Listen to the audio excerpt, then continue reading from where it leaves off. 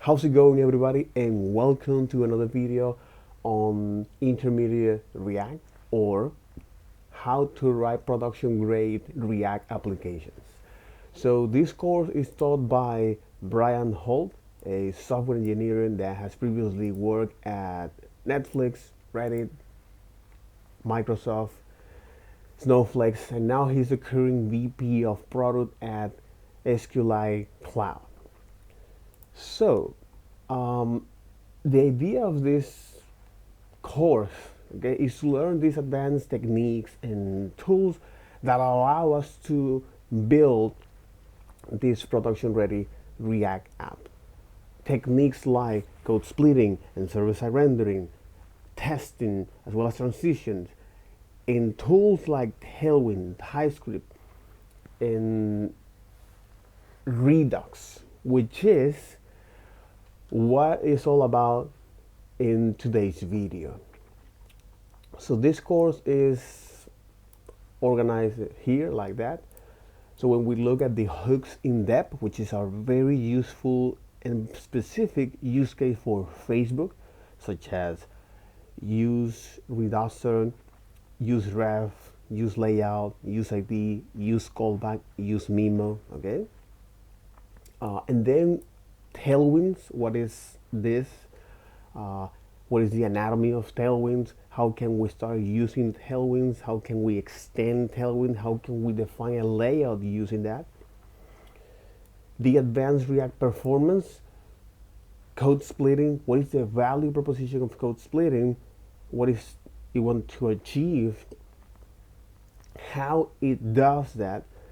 And what are the mechanisms to do that? And what is this thing called service worker, as well as the server-side rendering. What is the value proposition of that? How can we do that? And how can we rely on third-party libraries or on frameworks like Next or Remix that simplify that process? But we need to understand how this process is being done. There is a concept on React where you have high rendering or high priority rendering and low priority re-rendering. So again, because this is very narrow specific to Facebook, the idea here is to say, okay,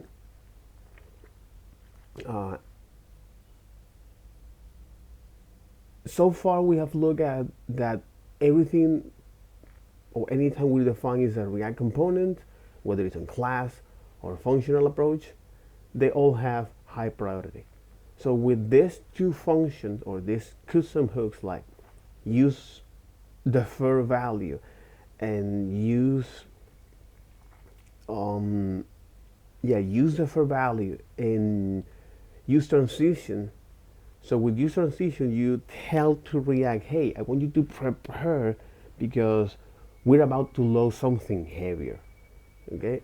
And with the use defer value, this is when you load something that is heavier and you want to tell React what to do about it.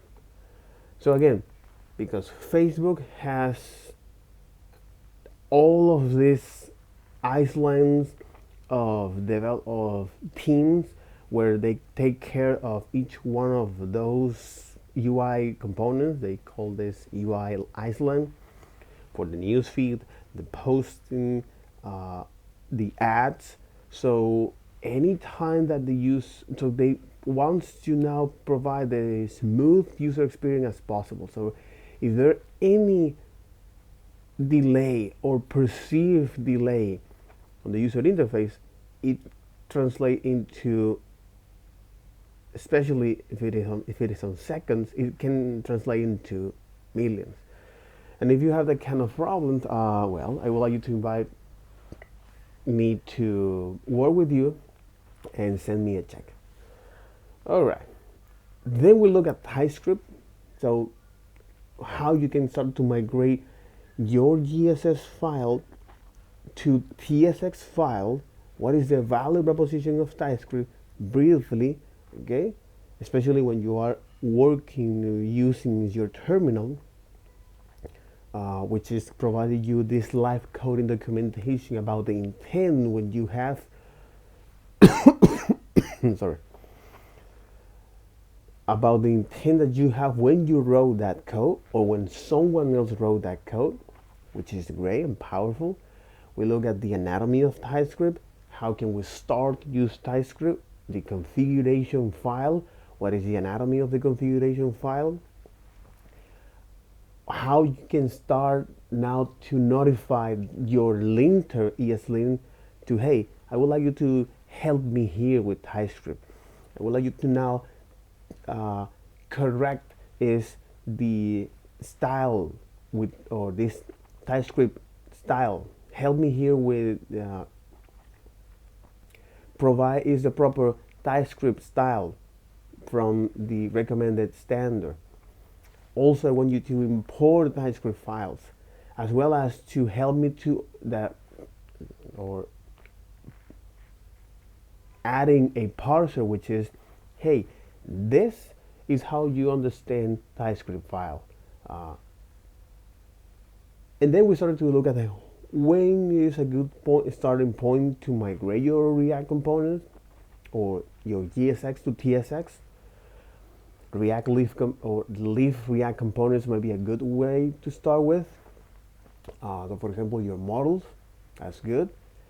And then you can now take a look at the API response. So this API response, again, TypeScript will help you is with runtime errors, not network errors. Okay, so for that we have tools like TRCP, which allows to connect is end-to-end the request from the response. Okay, which is something that you're gonna find a lot, especially that's one of the reasons when you use error boundaries. Most of the time, errors in components happen because some malform API response or it changed that, usually. So,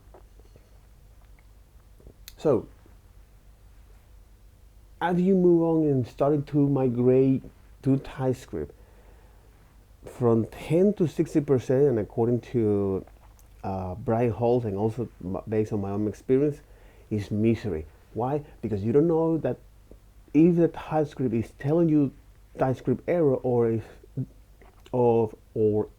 if TypeScript is being finicky about it. Now, the more you do that, the less you fight your compiler. And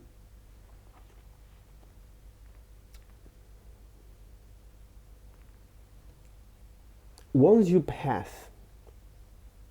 70 to 80%, now things started to become much more easier to do that. So start with your API response, then you can go with your React functional components, and then your endpoints can be on your service, or it can be your any React components that are actually making those requests. In large applications, you will find that all of those servers are run in, or all of those API are performed on their service, under the service folder, which is good. Okay. And then we look now at the all the places that you can start to migrate. For example, the DOM elements, and here is when you need to be quite defensive, because React is actually, especially with TypeScript, it is telling you that you need to check this, otherwise we don't allow runtime errors. Context, which is something important here, especially if you want to test that, you're gonna pass this a default value for that. Then we'll look at the React query. Okay, so you can make yourself familiar with what is the type of response that we're gonna get from the query or React query. Query status, query results. Okay, one of the great things of working with React Query is that it allows us to catch, sync, update, and yeah, it allows to catch, sync, update,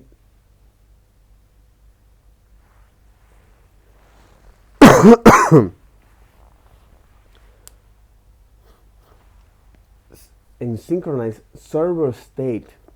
So when a state changes on the server, we can receive that automatically. So we have this reactivity here, where when you use things like Redux, okay, it can be quite cumbersome to work with. It's not impossible, but with Redux you have a lot. Not only with Redux, but with Redux toolkits, you have less boilerplate, but there is a lot of things going on underneath the hood that you need to understand that. Because if you want to read data out of the store, you must use, or you use use selector, which is a subscription of that data, aka if you get a object that has a lot of property, then anytime one of those property on that object change, Redux toolkit say, hey, I detect a change, so we'll let the components to re-render, and that's bad, and that can be bad. So again, this is one of the trade-offs of looking here at React Query as well as React RTK, Redux Toolkit. Okay. Then we look at how you can type in your forms. You have uncontrolled forms and control forms. The subtle difference is that with uncontrolled form, you let the browser or the form API built-in handles is the submission for you, and all of the heavy lifting of working with forms. There's a library, a convenient library here called React Hook Forms, just this. Okay, so React Hook Forms, okay, that simplify this process, and this is something that I work with not only on the web but also on the mobile, and actually so far so good. Yeah, it actually abstract and simplify a lot of the cumbersome stuff, especially to detect change, especially to detect change on an input, and then have to render is the proper error for that kind of thing. So anyway,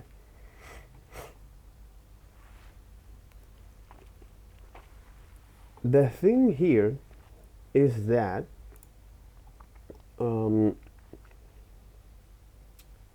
after you migrate at least one file or most of your file in one commit, it is important to define 3 npm scripts. First is to do the linting, code linting, type check, and code formatting. So the linting is going to tell ESLint to actually check for any errors, or to help you to fix some common TypeScript errors in our case. The other is code formatting with Prettier, and the other is type check with TypeScript. So hey, we don't have, for example, so we actually have all of our data without any value, okay? Because this is what you're going to use in your CI/CD as part of the test. It's something that we're going to see that later with unit tests. So now your code is almost close to production. Okay, so Today's video is about Redux, okay? And to make it simple with Redux, okay?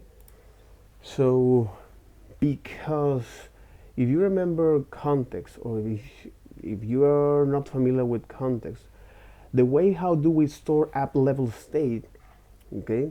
Before context, is we need to rely on third-party libraries, okay? So app level states in the case of e-commerce, when you have, for example, products, order, users, categories, that kind of thing. So all of this data, you put that on this store, okay, called Redux, made by Dan Abramov. Shout out to Dan Abramov, by the way. Now, React taught us to later on not need to use Redux, since they integrate this in the React core with something called like context and use reducer. Context, at the beginning it was horrible, but now is better. So what is Redux? Redux is just this store that allows us to state is this store that allows to state is a store that allows to state our app level data. Okay, so why do we care about using Redux? Brian Hall mentioned that it is important to look at how you can start using Redux so you don't need them. And because right now Redux has become quite superfluous to work with. So now they have a framework around Redux, which is called RTK, okay, Redux Toolkit, where now there is it is less verbose to work with, okay, so make it easy to manage your state. And the idea here of anytime you're using or anytime you are working with React, whether it's defining a component or a context or a Redux or an endpoint, is that this code is readable? Can I test it? And I can debug it? Can I debug this code? This is the holy grail for having a happy life with React. Now, with React Toolkits, things are more succinct. I start to look at the anatomy of the Redux, okay? Redux Toolkit. First to install is the Redux Toolkit, and then the Redux from or the Redux with React, which is this glue library. And as you can imagine, you can work. Yeah, this Redux allow you to work. You can work with React is with Angular and other frameworks. Okay. So it all starts here by defining is a store. So this is store. This is when you say, hey, I want you to create that store here or configure that store, which comes from the Redux Toolkit. Okay, and in there you define is the reducers, which is a fancy name to say I get an state and an actions that I want to generate a new bit of state. Previously we did that with object.assign because we don't have or the language doesn't have, JavaScript doesn't have a way of letting to clone an object or to create an object without inheriting its property, or in this case a new fresh copy of an object. Okay, that's what we had. That's what we need to do the object.assign. With modern ES6 now we can use is the curly brackets, okay, and the spread operator. So this curly bracket here is a spread operator here in JavaScript, or spread syntax. Okay.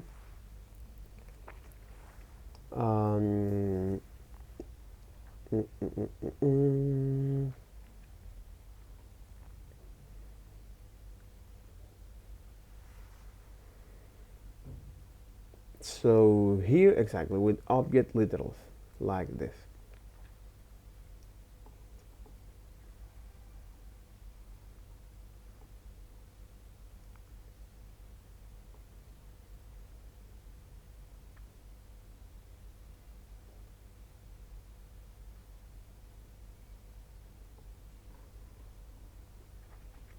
For example, like this, exactly.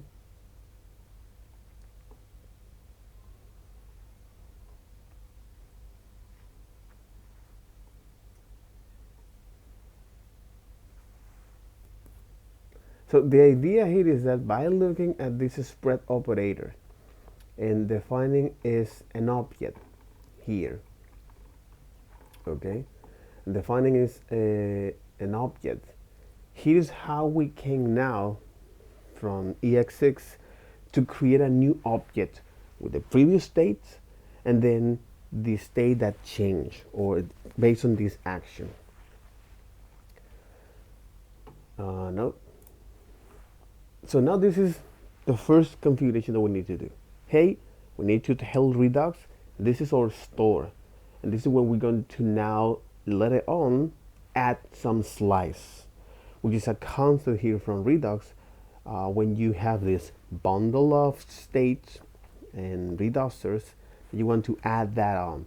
The idea here is to make it much more easy to test and debug your or this small chunk or slice of states. So that's exactly what we did here. This is an imperfect analogy of Redux, but you can think of this as this small database, okay, where you dispatch or query data, and then when you dispatch or query actions to your database. Again, I don't want to run too far here with that, but you can think of this. So this slice, after we create, they have a particular anatomy. When you define is the name, which the name will be used as a way to now access to that slice. It's important to put a proper name here. Okay. Then you have the initial state. What you can put here is like value null. And then you have your reducers, which is these functions that are going to create a new bit of a state based on actions and a previous state.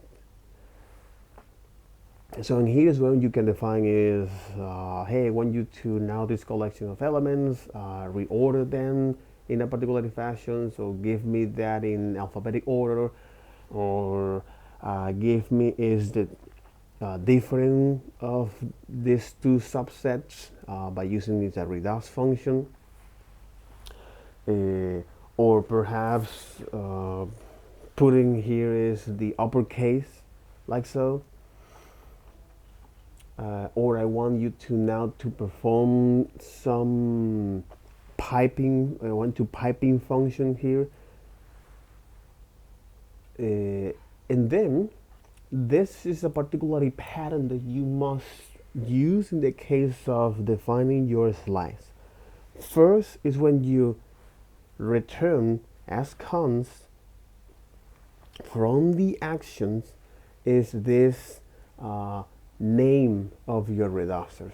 So behind the scene, what it's doing is to putting a name or defining a function for that, and returning is this object that will contain is the type, which is the action, as well as the payload after you perform that mutation or that action.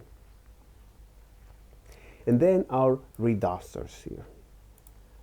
So there's a little bit of magic here because the framework is adding your reducer functions to the default value, as well as exporting only the action that you need in case it is adopted.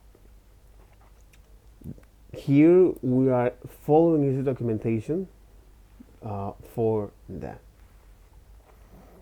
If you wonder why it's doing this kind of black magic here, is because defining reduction is quite annoying and repeated. It is true. So imagine that you have to define this for every of your reducers, and this is an action for that. Again, RTK is making things a little better here. It's quite less verbose for that. And then in our store, this is when we add that to Redux. Okay? Or we notify Redux, we notify our store, hey, this is one slice, this is one bundle, this is one app level state, and here is their reducers. And so now that we know how to define is a store, what is the value proposition of store and the slide, so we need to actually read data out of this as well as store them. So to store, we use a function called useDispatch from Redux. Okay. And in there is when we say, hey, whatever you want to store this state for, in our case, on the details, okay, we now dispatch these actions that we're gonna pass as a parameter to this function, okay, and then we pass is the state. So this is something, it is not that hard to understand that, by the way, not at all, not at all. Here we did this, but now how can we, this is how we push data to that, this is how we store the data in our store, but how can we now read data out of this? Well, that's when we need to use something called useSelector, where this functions you can pass as an arrow functions to indicate which is the state that you want to access to. In this particular case, you indicate which state and slice you want, which state or which property from a slice you want to get access from your store. Okay, because this is something important, because it is behind the scene is a subscription, okay, which means that whatever the state change, it will, so Redux says, hey, I know that this is change, now I'm going to, or now tell the React component it is time to re-render. So if your object, or if the subscription that you are, or if your subscription is a huge object, that's bad. So that's one of the reasons why it's important to understand useSelector here completely. So the thing here is that do not pull unnecessary data. Do not pull unnecessary data, only links to the bare minimum amount of data. So in there, now that we have that state, we can make use of that. We also use, we also create another slice here. We again define is the name, the initial value. The name of the slice is something important because you're gonna look at, especially when you do this time travel debugging, the RTK dev tool, which is good. Okay. And in there is when you can define your initial state as well as your reducers. Again, because we're defining it here is a new slice, we must follow this particular pattern of exporting is our actions as cons here, as well as our reducer. Okay, so now here, this is something great because now I can, so now I can test the reducers. I can test how this function is created, and I can think is the actions creator, like so. So there is a lot of steps here to test. And the question is that how you can test that in context. Again, it is possible, but it requires a lot of introspection. With the use of use reducer, this built-in function or this advanced functions for React, now we can have more deterministic behavior here, which is something that when I work for a particular company, we rely heavily sorry, we rely heavily on context and use reducer for that, which is great, which is great. So then we look at how we can add in search patterns to Redux. Again, this is another slice. When here we define is again the name by creating a slice. Create a slice. You define is the name of that slice, the initial value that you want to have here, as well as your reducer, which is, well, all of these actions that you want to perform. In our case, get all is just to assign that state value with whatever we receive from that.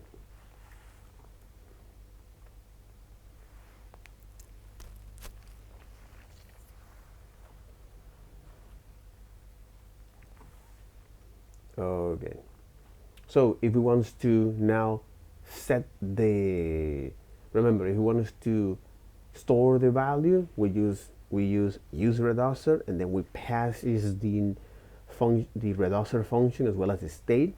And if we want to read out of that, we subscribe to that using the use selector. Make sense? So now, as you can see, we can now sync is our data. So no matter where our data change, whatever component that is using that is going to reflect that. So Redux Toolkit, because here we're going to talk is Redux Toolkit middleware and Redux DevTool. Redux Toolkit have a library called RTK or Redux Toolkit Query, which does specifically work with Redux. And this is the way how you can do this async or API requests. So if you're using Redux, stick to Redux Toolkit Query. It'll make your life much more simple. Just to kind of give you some more examples here, let's go put location, animal, and breed into Redux Toolkit. I probably wouldn't typically do this. The next thing that you and I are going to do, this application uses React Query. We've been doing that for a while. There's a thing specifically called React Toolkit Query, which is... So right now what I'm going to do is to take notes from the video, a video that I'm not going to show you about this the Redux Toolkit Query middleware. It's inspired by React Query. I'm going to say if you're doing Redux Toolkit, just go full into it and also use React Toolkit Query. Mm-hmm. Exactly. Just go full into it.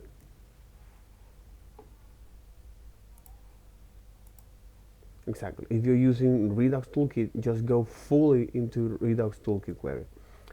So because here we're going to refactor our React Query to our React Toolkit Query. Makes sense.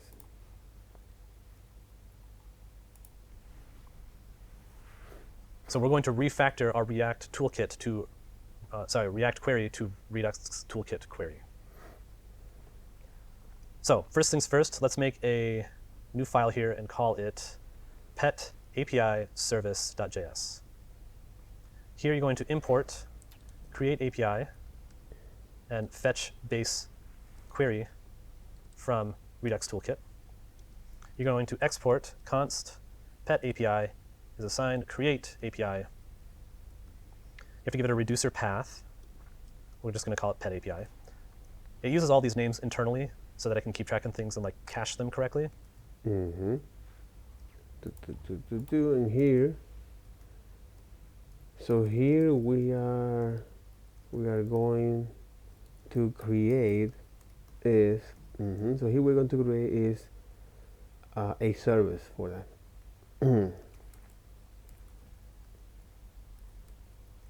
called pet API service. Pet API service. That's right.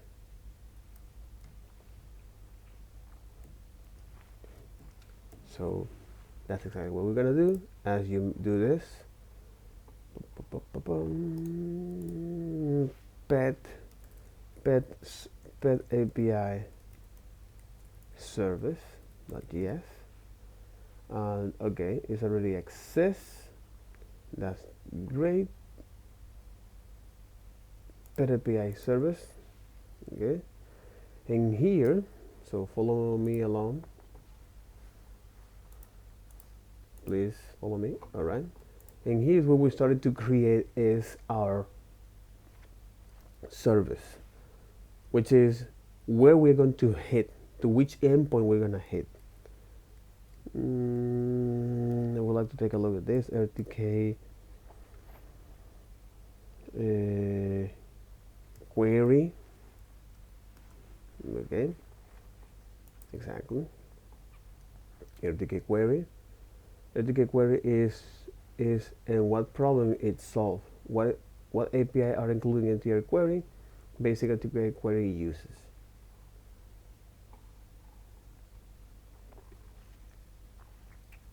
Tracking loading state, avoid duplicating requests for the same data, optimistic updates to make it UI feel faster, managing cache lifetime as the user interact with the UI.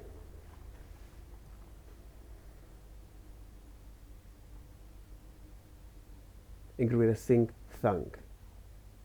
Create slide and create a sync thunk.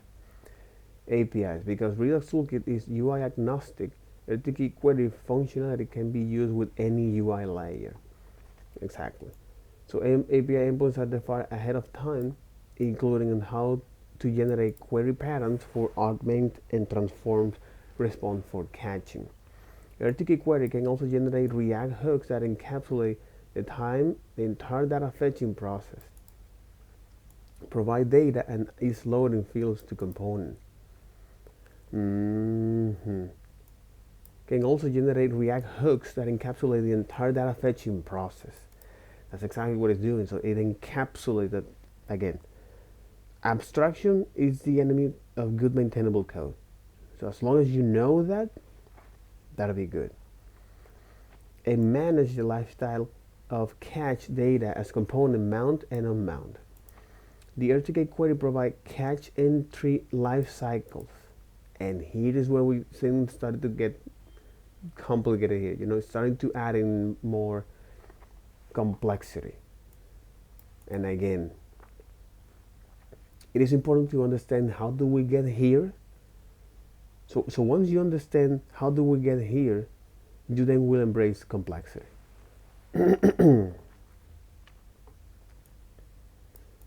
Provides data and is loading field components.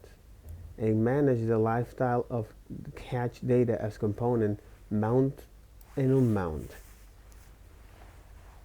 RTK query provide cache entry lifecycle options that enable use case like streaming cache updated via WebSocket message after fetching an initial data. We have early working example of code generation API from OpenAPI and GraphQL schema. Finally, RTK query is completely written in TypeScript and it is designed to provide an excellent TS usage experience. Exactly. So create an API. React specific entry point that automatically generate hooks corresponding to the defined endpoints. You are creating a specific hooks, okay? And what I mean by hook is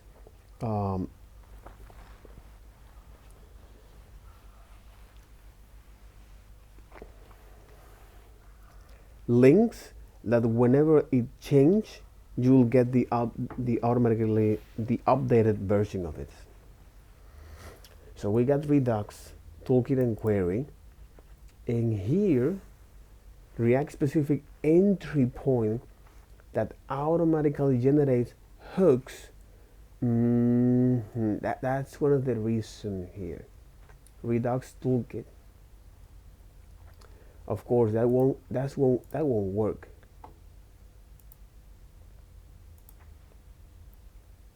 Exactly, that won't work.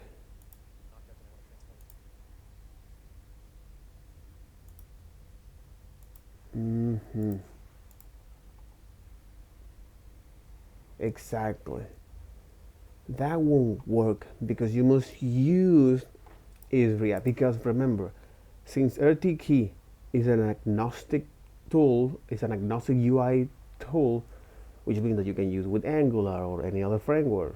Okay, the idea of this framework, especially the RTK, okay,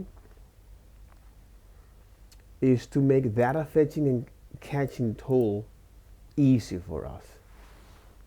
Eliminate the need to handwrite data fetching and catching logic yourself.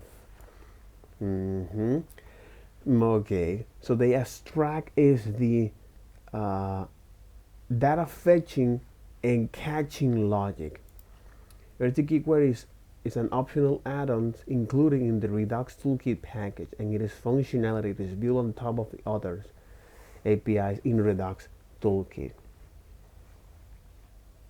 And a lot of people want to use and want to go with other tools, especially if they are new hub and comment. I would rely on using existing battle test libraries as long as they provide business value. Okay, so all right. So the makes a lot of sense. So the RTK is this data fetching and catching tool, pretty much the same of React Query, okay,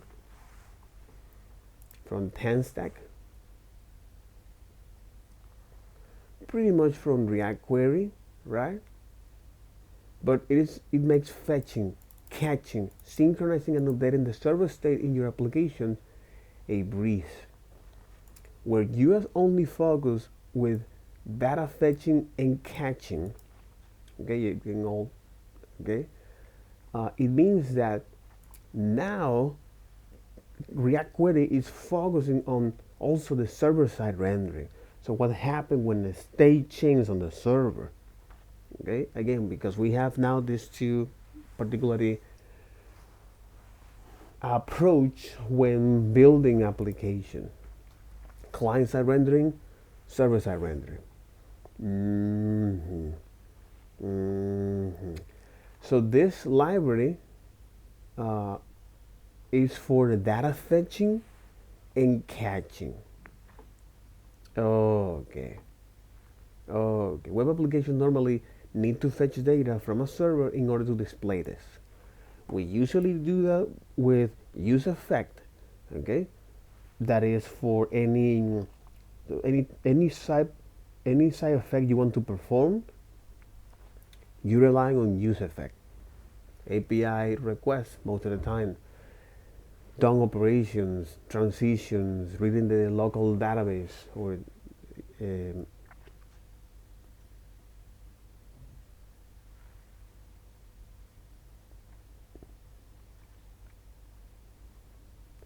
transitions. So transitions, DOM operations, JavaScript events, API requests, which is quite frankly the most common use case, as well as the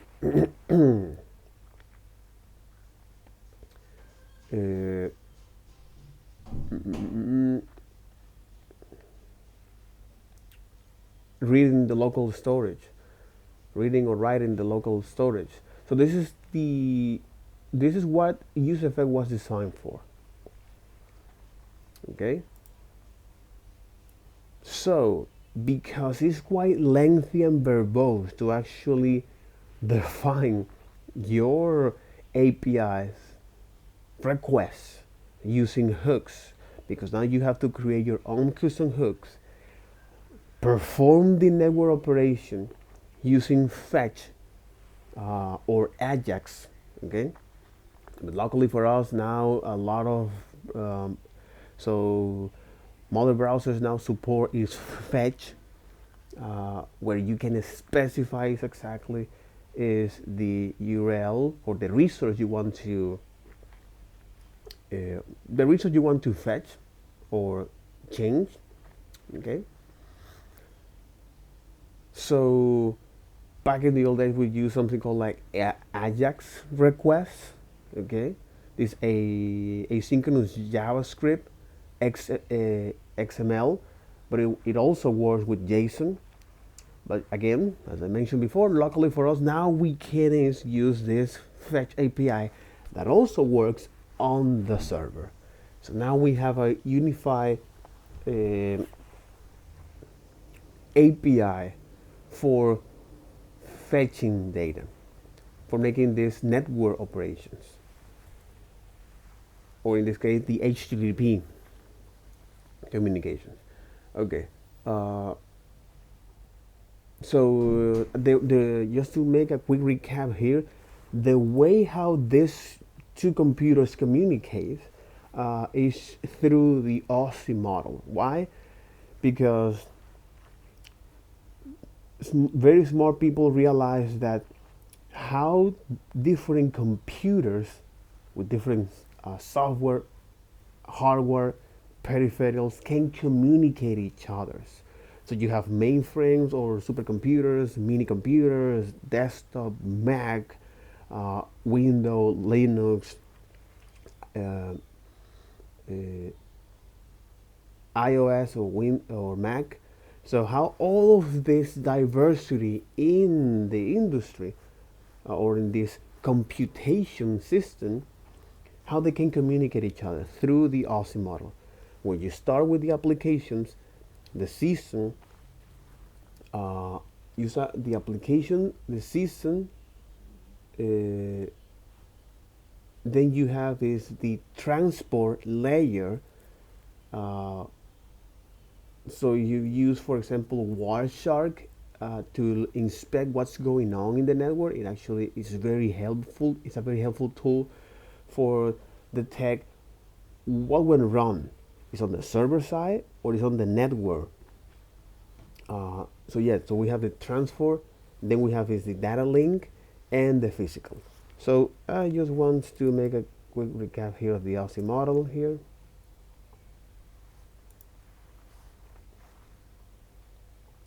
Exactly, you have the application layer, the presentation or the season layer, the application layer, the presentation layer,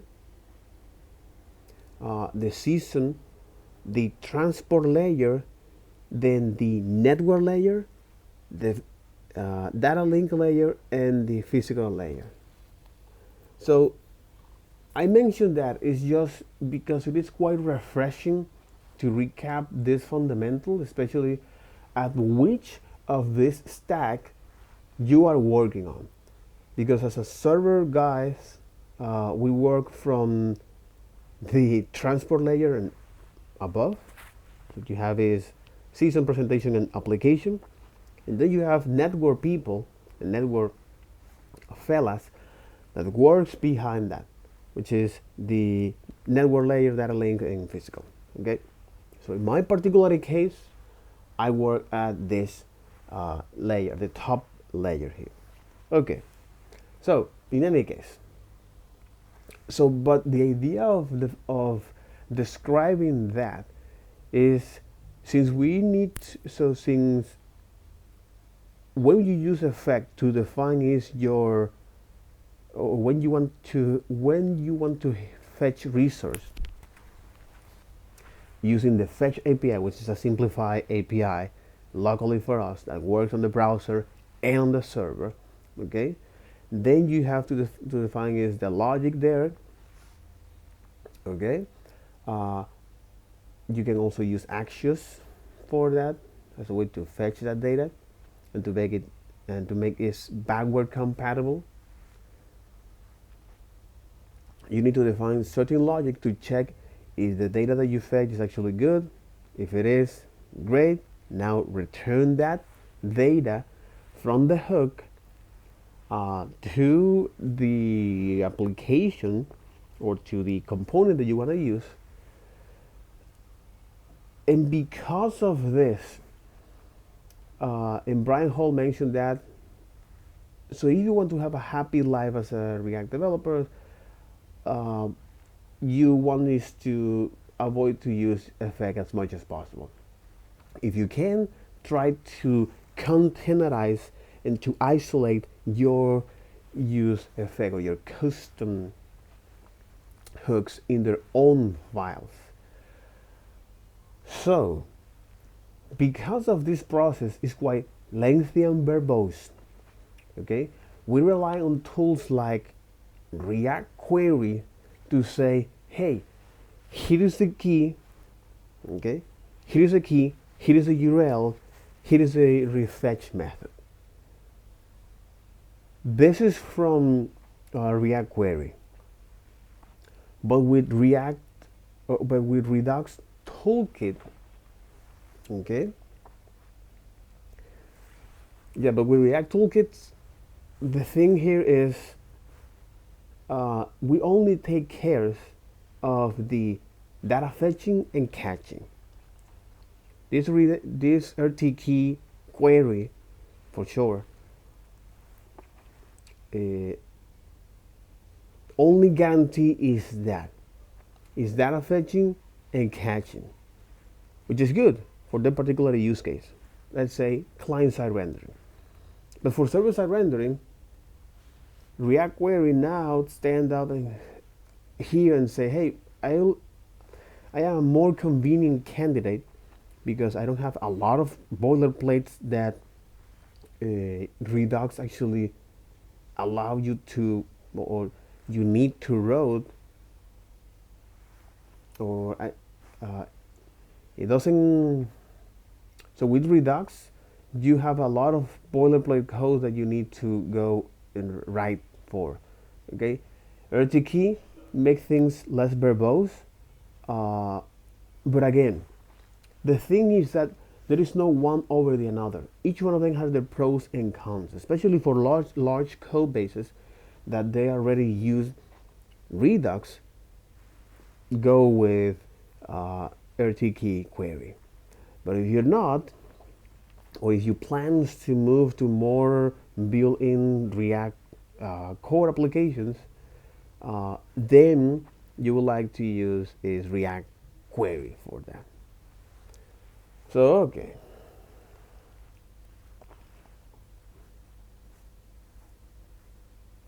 And that's exactly what happened.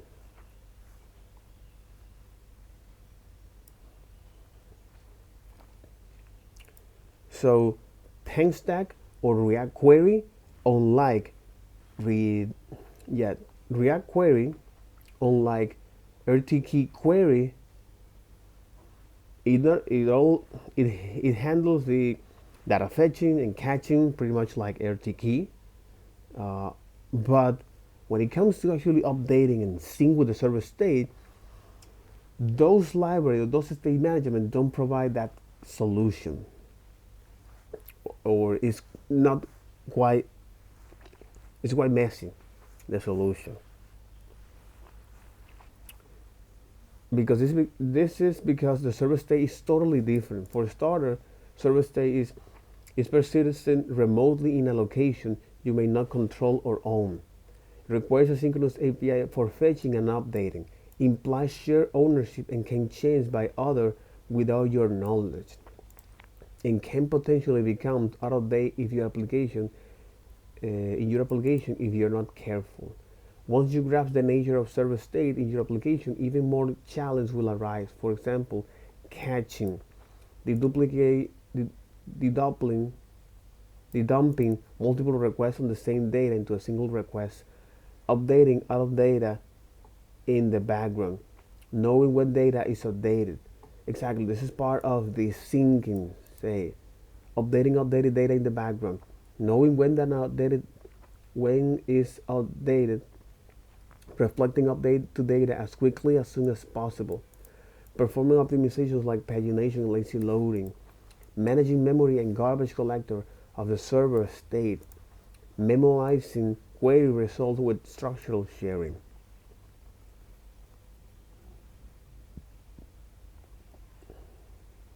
Yeah, for that you need to provide is the client and the provider here.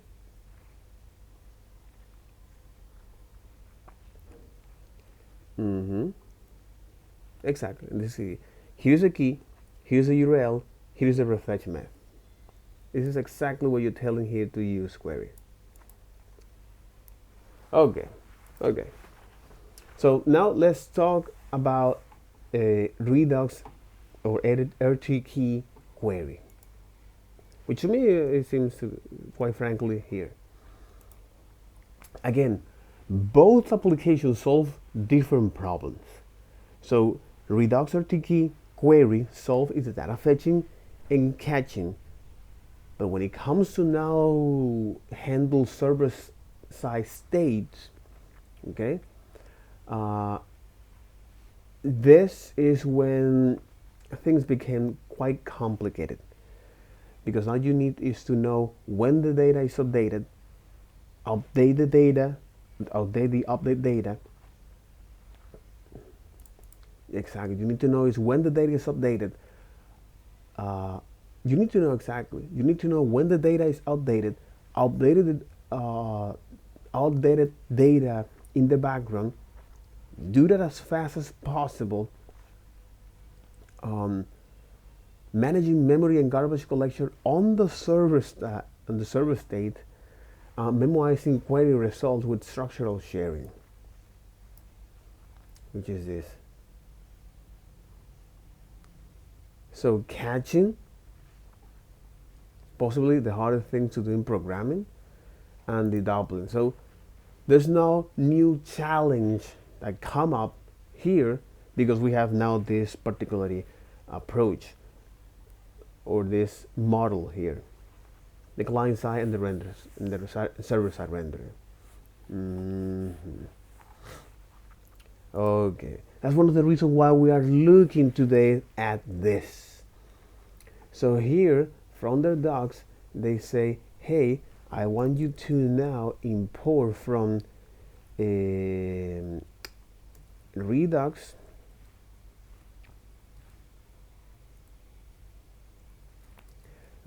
Toolkit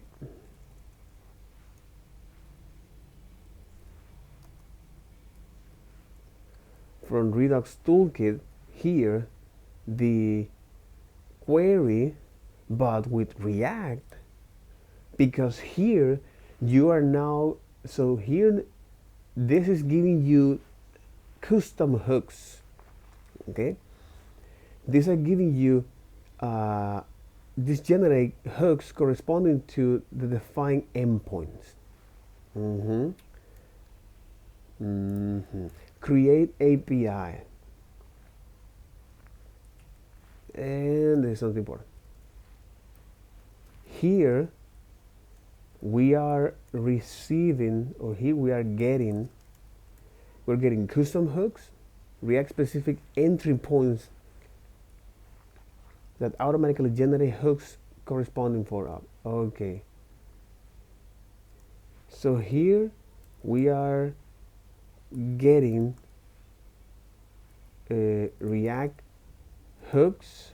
Okay, here we are getting hooks from the library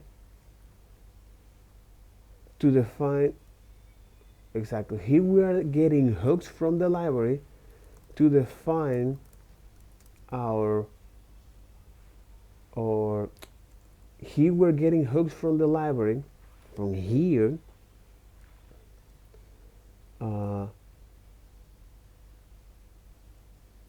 to be defined, or for our endpoints. which is great, which is great.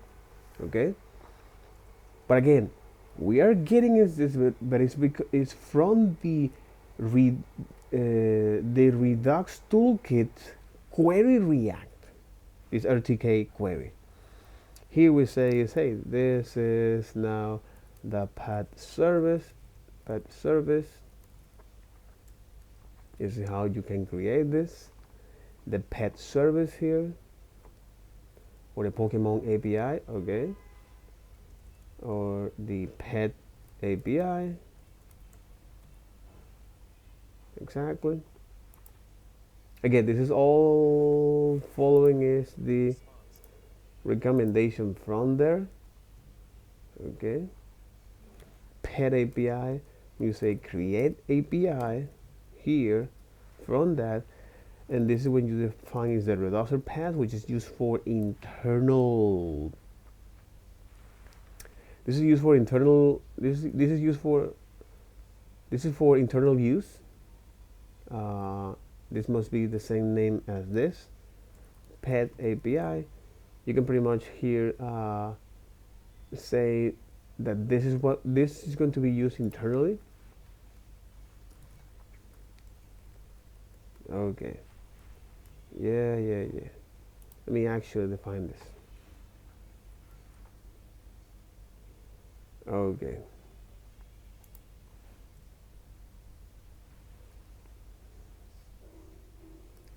On this basic example, but again, let me actually move on next one.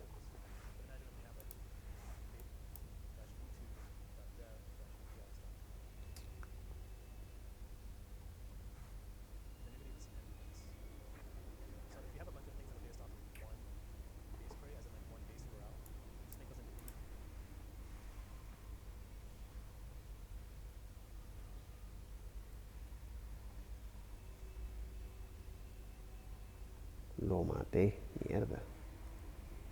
Primera vez que hace esta vaina.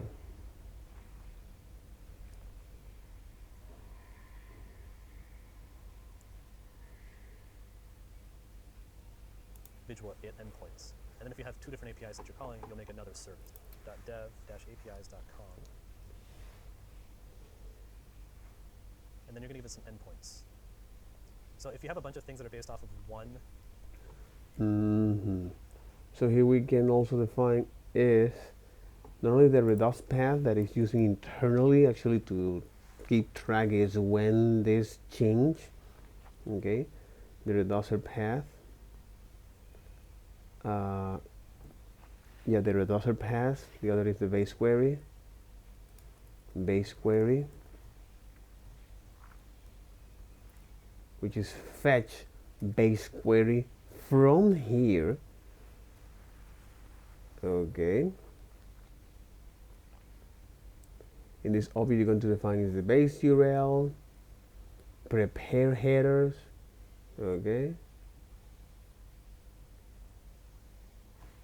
Okay, here's when you define is the, or if you don't pass, no, exactly. Say base URL, where you say, hey, this is our URL here. / pet fetch base query. Exactly, the API here.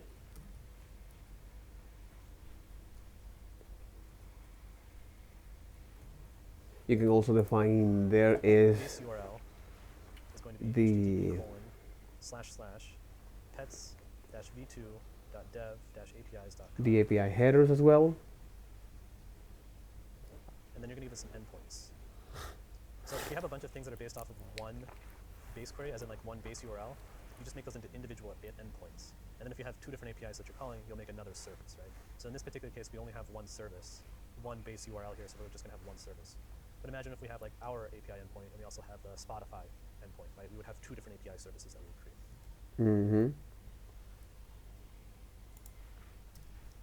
So for this case, you can imagine that we, so for this case, so here you can imagine imagine that we have, okay, here you can imagine that we have, okay, there you got it. Here you can imagine that we have is,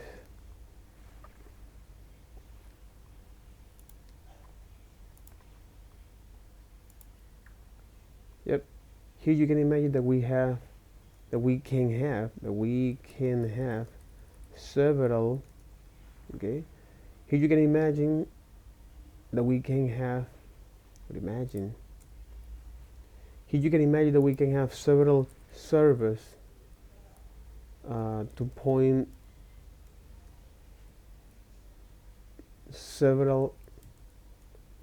different APIs. Actually, not a big fan of React RTK Query, okay, especially for the server-side rendering. If you don't provide me that or how to update the server state, I mean, is that, and I get why a lot of people move to React Dev Toolkit. To move away from that and embrace is React Query. Okay, and then here I'm just going to describe all of the endpoints that I'm about to hit. So this is a function. It takes in a builder and it returns an object. I'm going to make one called getPet, which is going to be builder.query, another object here, and the query is going to be ID, and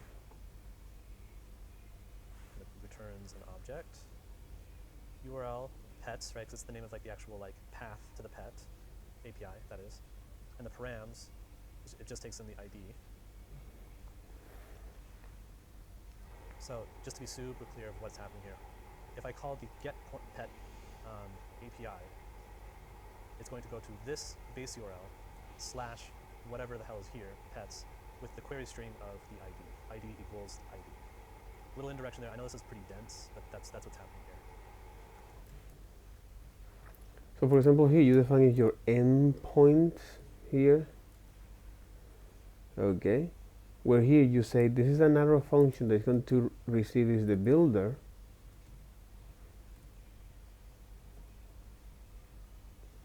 and here is when you started to define your endpoints. So for example, get pet here, okay, where it make use of the builder function that is receiving query or mutation. Okay, and here's when you define is your query, which is your query, which will be is an object or a function as well, another function here. What you're going to receive is the ID, and here you're going to say, hey, I want you to return this, because after all, this is what we're going to return. Promise log manager snapshot. Okay, it returns a promise here with the object like URL. I mean, is the with the URL. This is the endpoint path.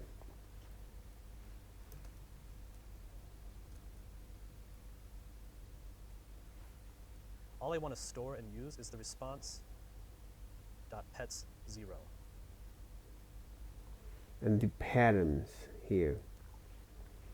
Okay, and the patterns here, which is something that we're going to receive from our ID, and we have to pass that to our query here. So when we call that endpoint query, it's going to receive is the ID. The URL will be is now the endpoint or resource there, Okay.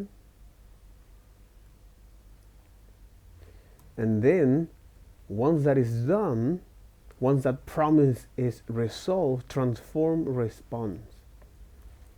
Transform response. Exactly. Once that promise is resolved, response, which is our object, we're gonna get is, in our case, only the one. Again, this is because the way how the API is set up for that. So I want you to get is only the one. It's more relevant to the API. Pets, which is an array, and give me the first one.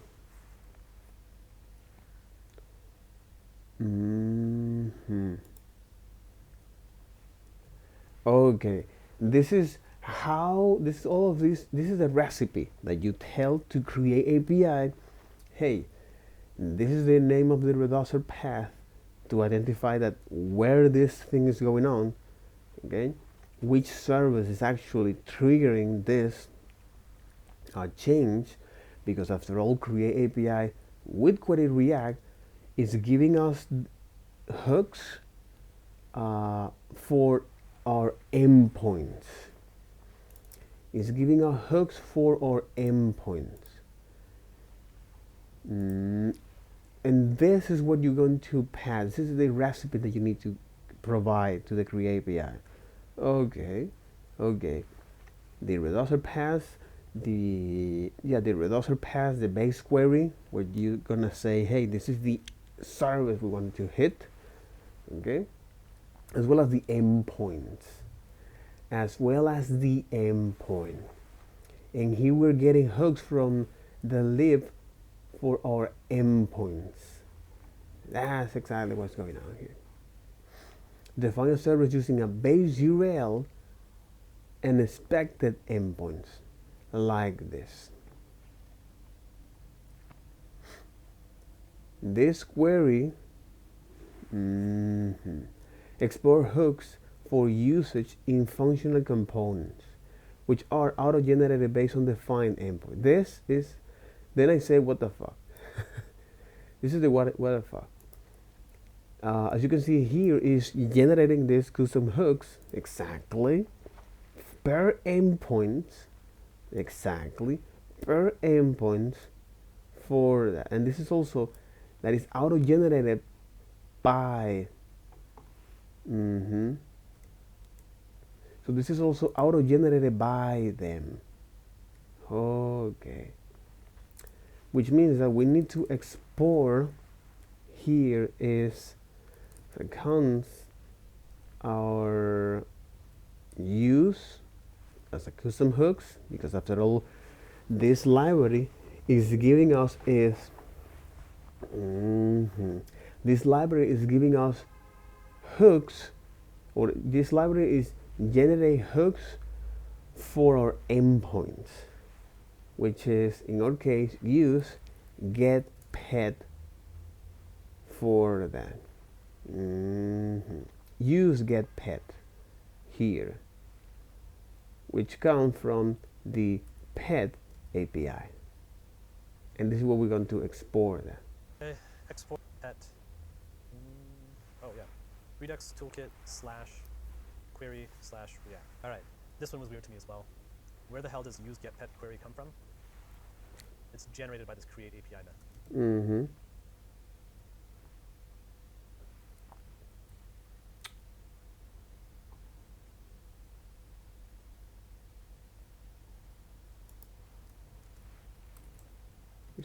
Go. Why? Why do you close that? Okay.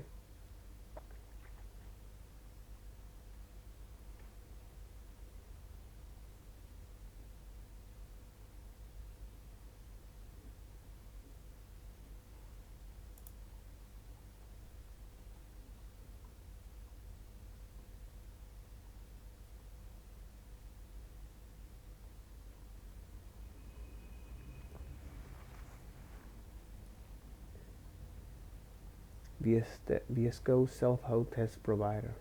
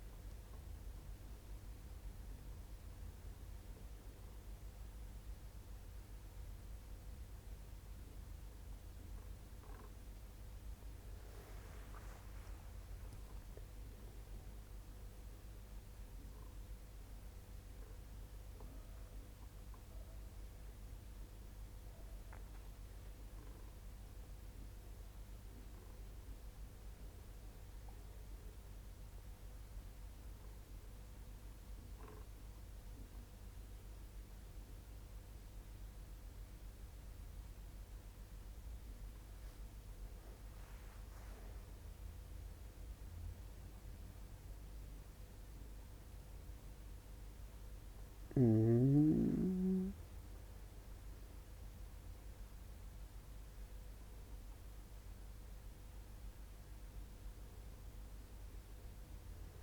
And generating the code to plot that.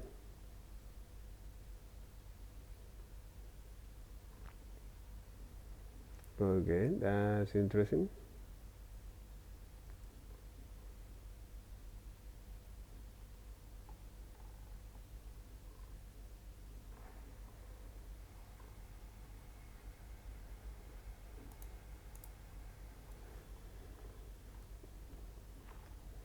Okay. Anyway, yes, good. But it's here.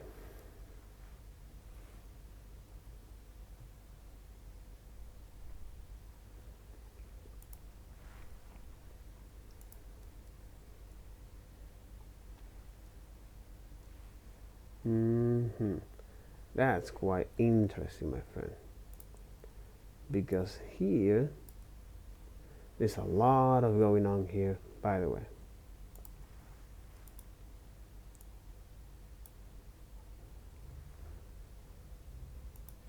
Again, this library here, the RTK Query, is for data fetching and catching, whereas the React Query is for data fetching and catching, sync and update with the server-side state. So for example, if you have server-side rendering applications, you want to use that. Yeah, you want to use that.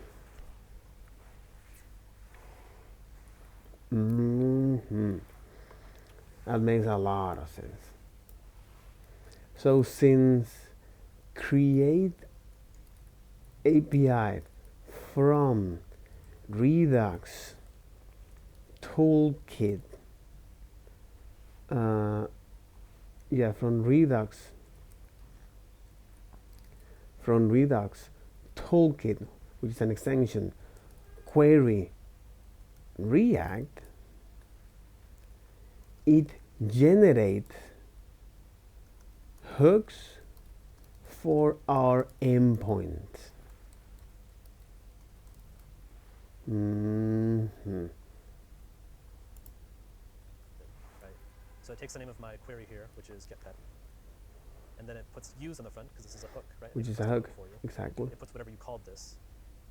So if I call this use getPet LOL, right, I'd have to put getPet LOL. Right, that's how the name is getting there.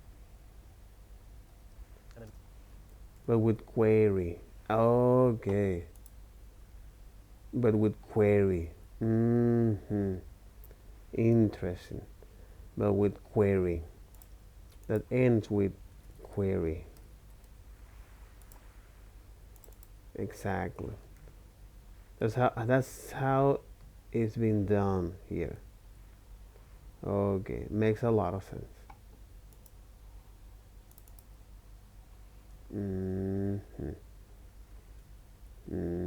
It's getPet LOL, right? I'd have to put getPet LOL, right? That's how the name is getting there. And then query, it patches that on the import so that you know that it's a query. Okay, is that sufficiently weird for you? It's sufficiently weird for me, so here we are. Okay, let's go put this into the store now. All right, so two things we need to put in here. One, we're going to put in the pet API from here, pet API dot reducer path. Exactly, because after all, this is the name for that. Pet API dot reducer. Why is this? This. The answer is the docs told me to, so I'm showing you what the docs told me to do. Okay, and then you need to register this service, and then you need to register is this reducer. You're going to keep track of state change there, and then you're going to register is this to your store as it is. And then in your store, because after all, let's keep tracking that, which is our store. He will say, hey, adopt pet. I think we define is another one. Exactly, which is search parents. Okay, search pattern. Okay, import. So if I want to open up is search pattern slice completely, but we need to now import that. So import that search pattern here. You only say something like this: search patterns. Exactly. Okay. And now we need is to import. Once you define is your service with React Toolkit query, which is after all is for data fetching and catching. But when it comes to updating or syncing with server state, you can do that, but it is quite verbose, and there is a better alternative like React Query that actually was designed to solve that issue. It's like when this data is updated, it's not only catching, but also is that when this data is outdated, when do we need to update this outdated data? We need to do that fast. We need to do that fast, and we need to prioritize is when to do that on the server. So because after all, you don't own is the data on the server, especially if you're building front-end application like so. So that's how you can now be in sync with that. That's interesting. That's very, very, very, very interesting. Yep.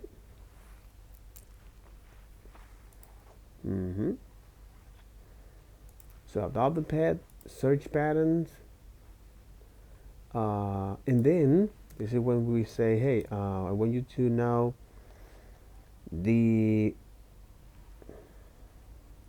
because we are exporting is we need to export is also the create. We need to export is that as well. So we need to export is the service here.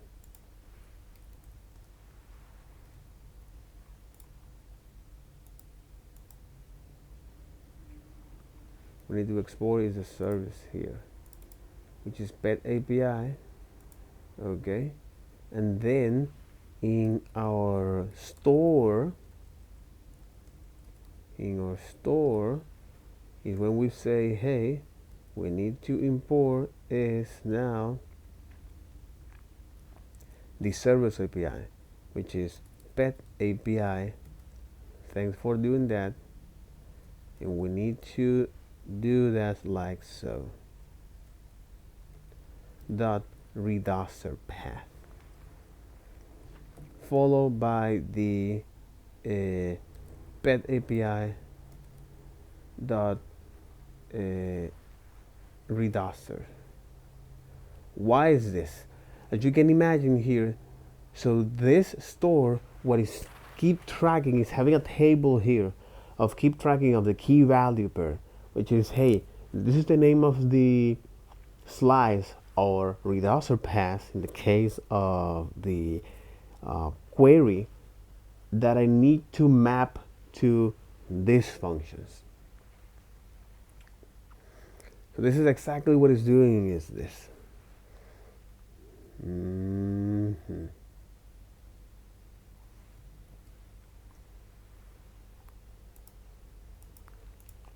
do I call it? Pet API service? Yeah, pet API service. It's just this, right? So it's actually calling it pet API. It's just making sure that's internally consistent, right?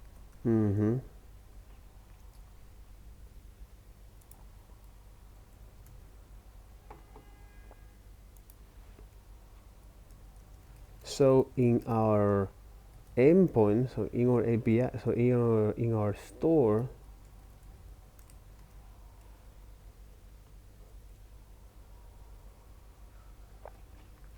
this is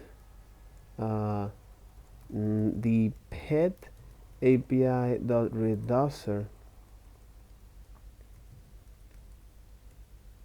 the reducer, or in this case this is stored, the reducer here, what is doing is recording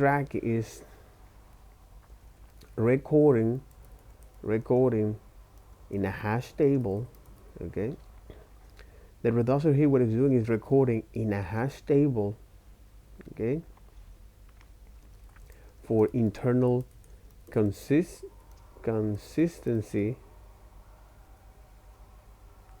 names, slice names,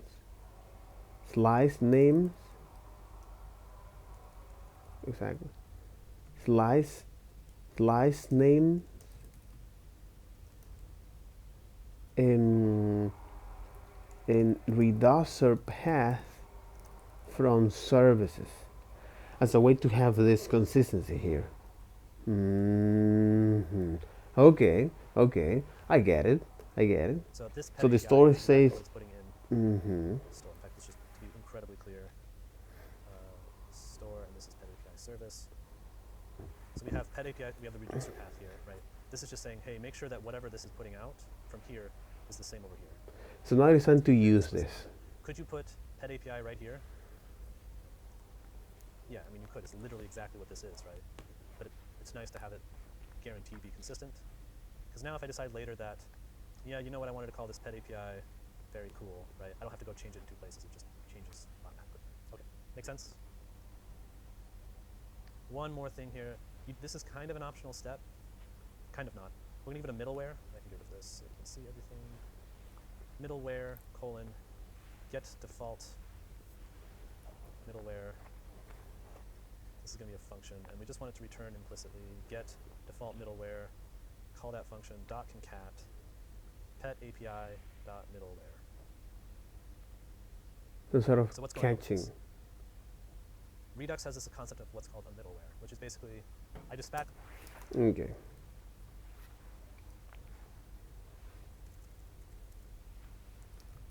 Redux have this. We can add this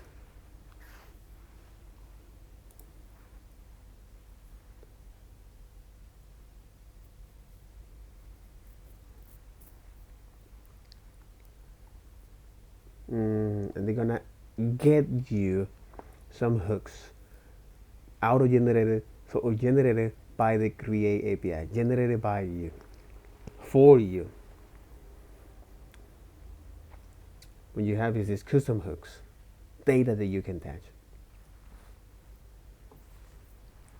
So here is when you can do all of this loading state.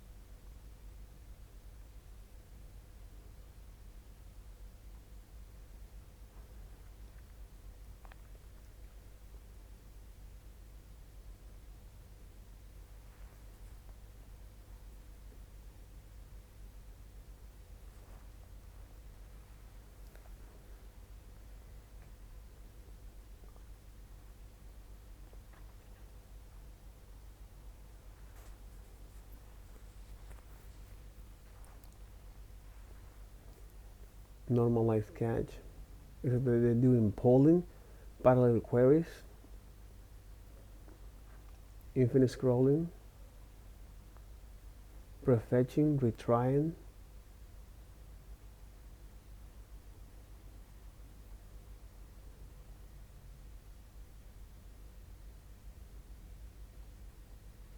Yeah, but they don't talk about a server-side rendering. You know what I mean? They don't talk about server-side rendering, and that's fine.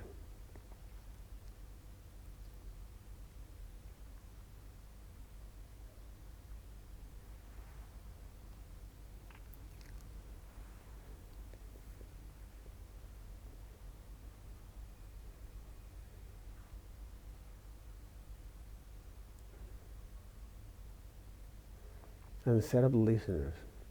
Mm-hmm.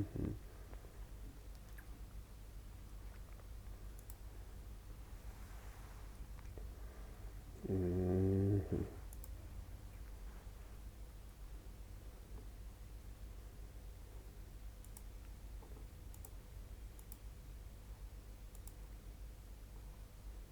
Mm-hmm.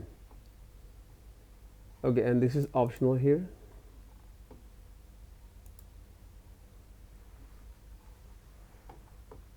So basic use, create API, configure the App Store for that, as well as adding the API middleware enables catching, invalidation, polling, another useful feature of RTK Query.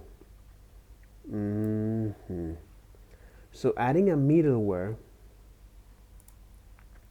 So for example here, and then you concatenate with whatever API you want to do that. Okay, optional, but required for refetch on focus and refetch on connect behaviors. See setup listener docs. Take additional callback as a second argument for customization. Mm-hmm. An action to the store. I can intercept that in a middleware and do something about it. You can imagine maybe I'm dispatching it in one object and I want to transform it into a different object. A middleware could do that. You can introduce things like you want your Redux to be able to handle observables, right? So you can, catch an observable, handle it, and then from there dispatch an action to the store. We're not going to do anything like that in general. I'm going to tell you to not really worry too much about middlewares. The only thing that might be kind of useful is like if you want to like log what was happening to your Redux to maybe a server, you could do that through a middleware. Kind of weird, but you could do it. What are we doing here? We are putting Pet API has this thing called a middleware into our Redux here. This is going to be a function. Redux has this concept of what's called a middleware. Mm-hmm. So okay, but again, this is what allows is to catching. Okay, this is what allows us to. So adding the API middleware here in our case is Pet API dot middleware. It enables to catching, invalidation, polling, and other useful features from RTK. Why is this? Because middleware or React Toolkit here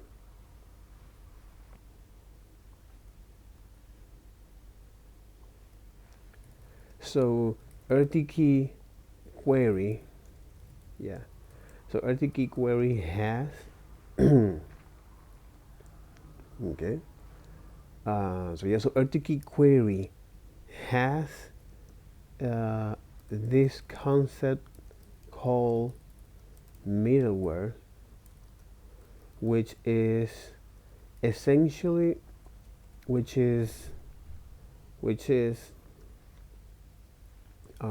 a concept from computer science that in order that when performing an action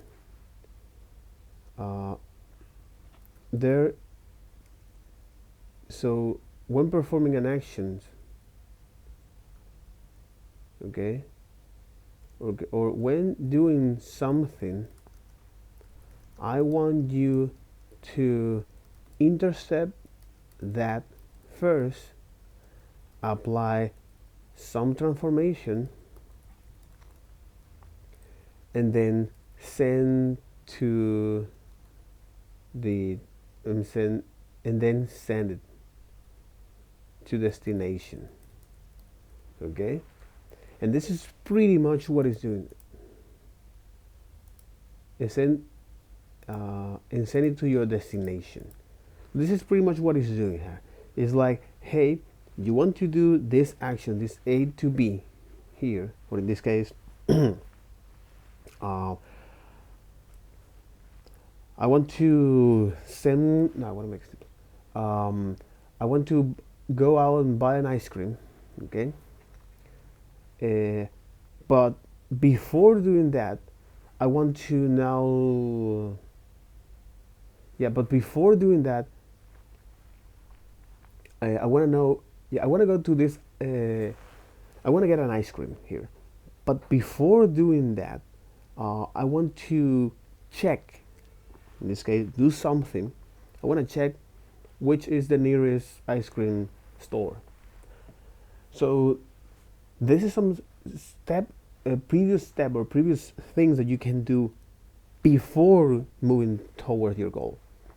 And you know, the computer science is that, well, you have now these requests that you want to hit to your server, but before that, I want you to do something. In our case, this is the place where we can is doing the catching or invalidation or polling and other useful features. Which is basically, I dispatch an action to the store. I can intercept that.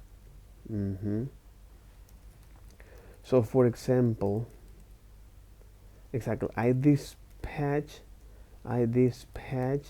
an action to the store. I can intercept that and do something with it.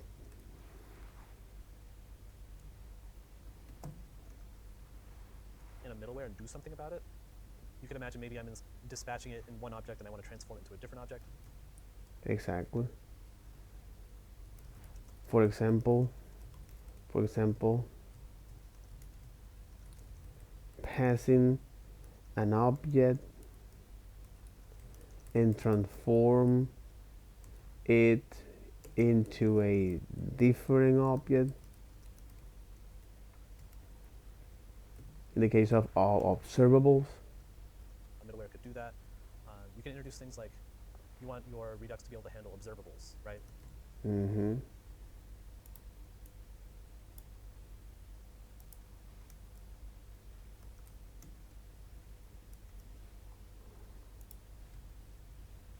So you can, catch an observable, handle it, and then from there dispatch an action to the store. So you can catch observables. Exactly, you can catch observables, which is a data structure. Observables.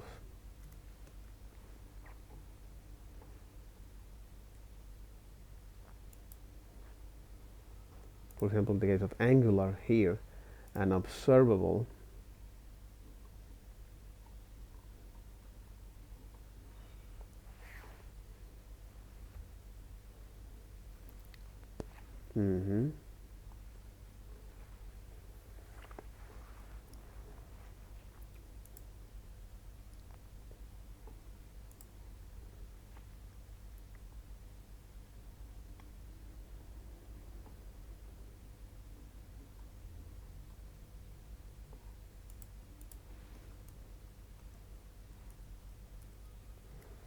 Now I understand is what this Rx. No, but Rx is different. Rx is different. It's for reactive extension.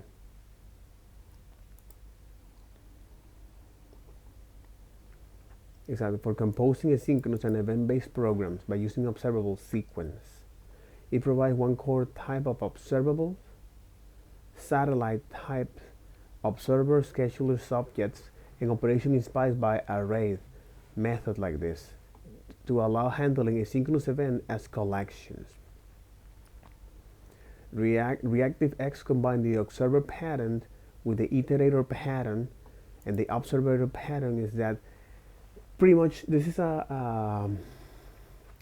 The observer pattern is a behavior pattern. The sign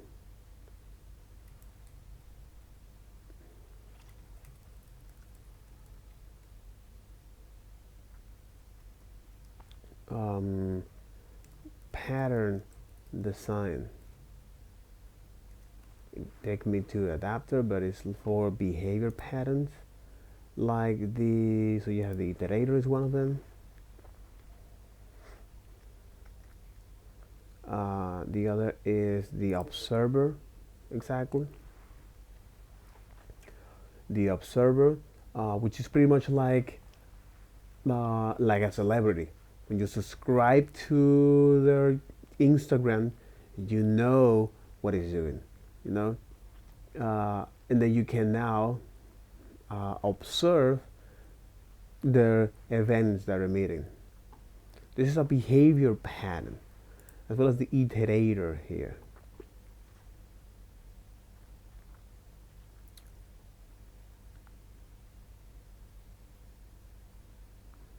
Exactly.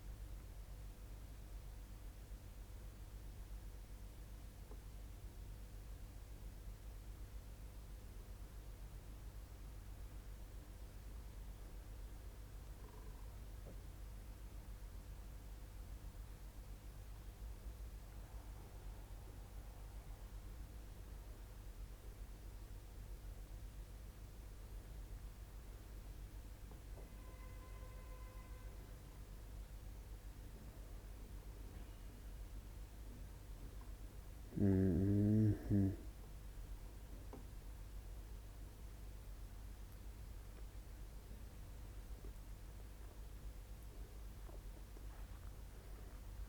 And the observer.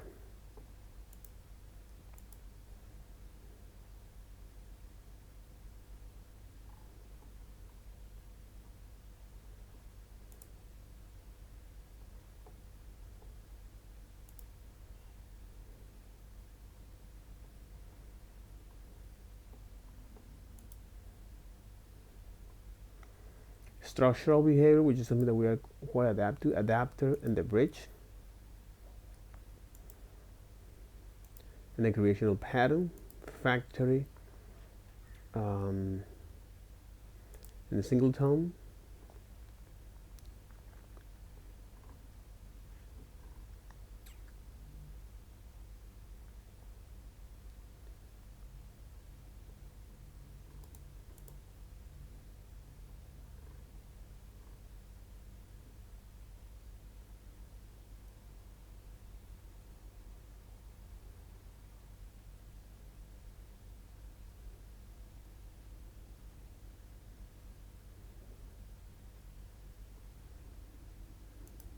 The prototype as well.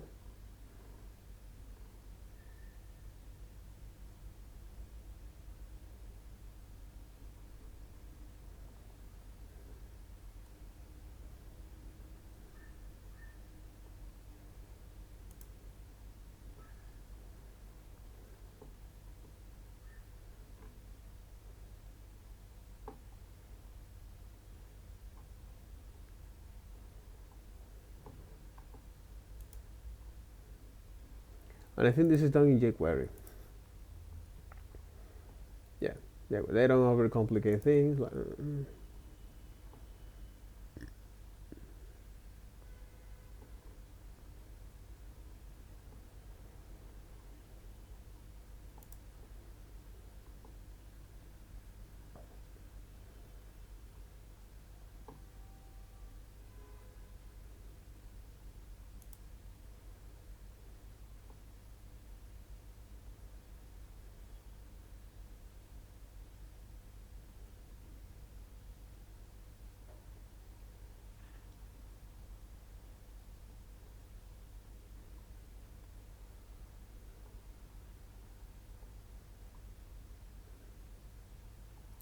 So in any case, yes, but this is the observer design pattern, which is based on this observable. Observable that, for example, we have an observable that we can intercept here and do something about it. Or, catch an observable, handle it, and then from there dispatch an action to. So you can catch an observable, so you can tell Redux to work with, exactly. So you can tell Redux to work with observables, which is a type of data. It's actually a pattern, design pattern. So these observables is a behavioral design pattern, where this observable is pretty much like celebrities. So you subscribe to their Instagram or any social media, and then you can see what they do. You can receive data or events from that. So you can tell Redux to work with observable. You catch. You catch it. Okay. So you can tell Redux to work with observable. You catch it.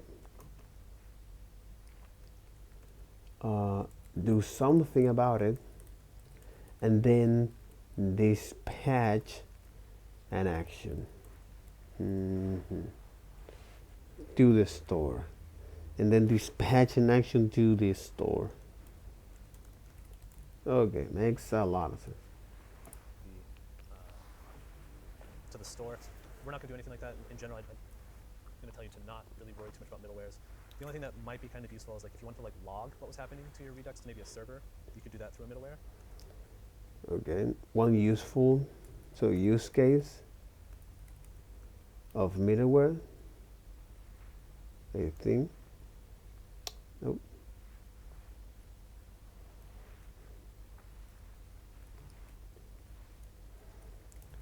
Detect errors in Redux and send that to your server,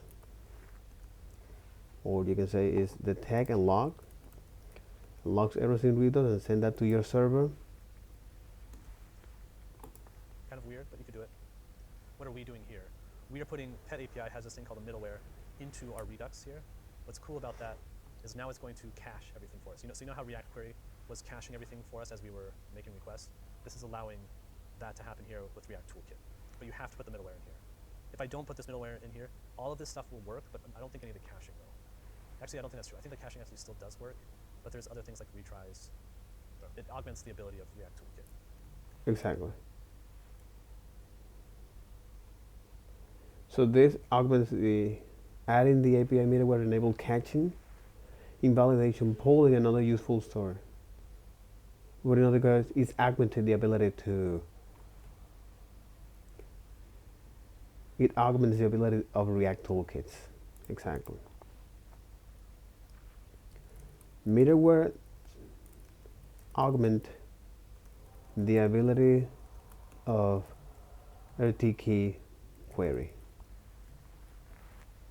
In other words, just do it. Okay, we're really close to getting this to work now. It's all ready. We just need to go use it. So please head over to details.jsx. Remove the use query import up here. Remove fetch pet. And we're going to import the pet use get pet query from pet API service.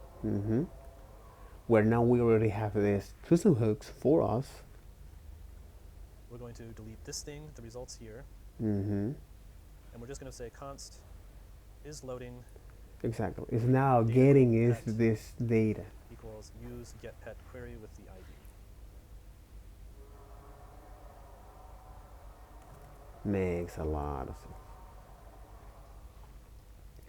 So now in our code here, I don't know if you can see the code. No, you cannot. Okay, cool.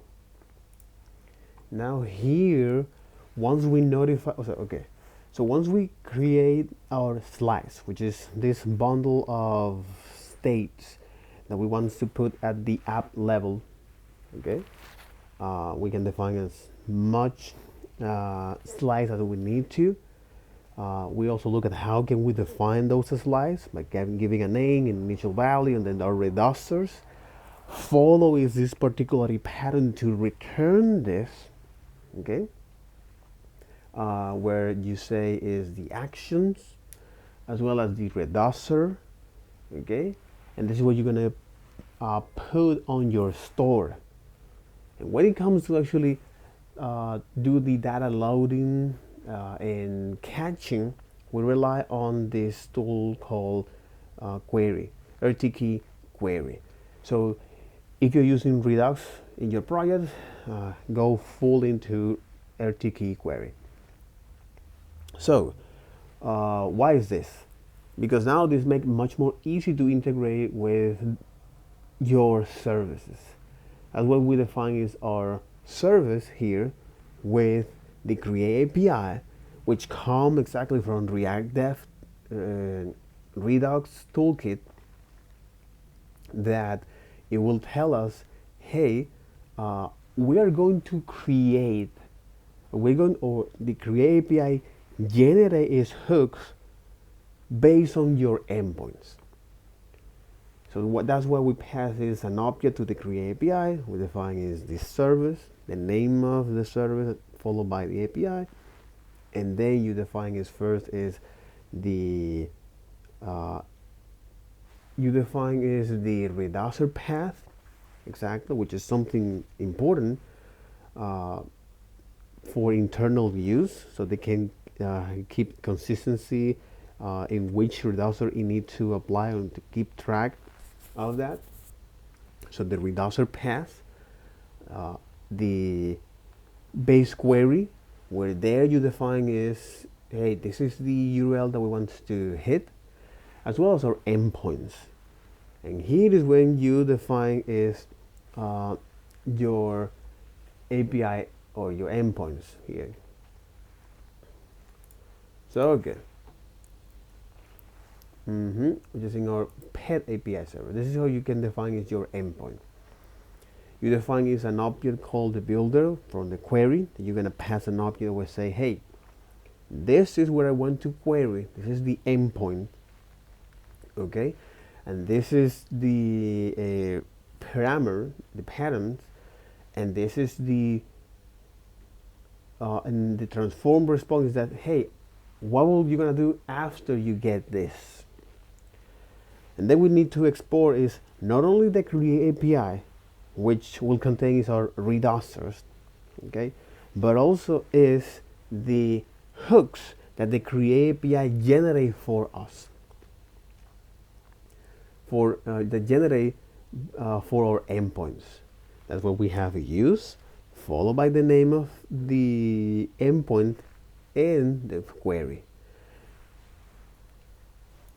And they're doing all of this, so they're generating all of these things for us because we don't need to actually do that. This is quite lengthy and verbose to do that. Similar when you define is your slice, you don't actually need to export that as a function. It will do that for you on the actions. So again, this is something that before it was quite verbose and lengthy. So yep. And okay, once we do this, all right, search pattern slice, pet API service, and that kind of thing. Okay, now, so now that we define is the RTK query or with Create API, and what it's doing behind the scenes is not only allow us to define is the path for this as a way to recognize on the store, but also to define the the endpoint base query, as well as our endpoints, that this function generates custom hooks based on our endpoints, which is great because now it exposes some data that we can add to our component. For example, in the case of details here. So here we remove is this and we say, hey, I want you to now first import is the import from our service. Okay. Exactly. Import for a service the API or pet service API. Get me is this hook. Use get pet query. Okay, as a way to get that data. Here we define is like, well, you're gonna get me is loading state, as well as something called data as pet. Okay, I just want to rename that. So data will be pet, and I'm going to pass is this get pet query with the ID that we're receiving in our params, and this should work. So you say npm run def. I'm not sure if we already add that to the search patterns here, because we're using this query here. That's right.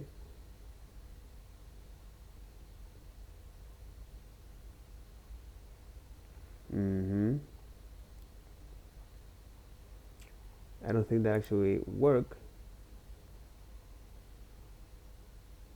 Yeah, as expected. Yeah, it won't work.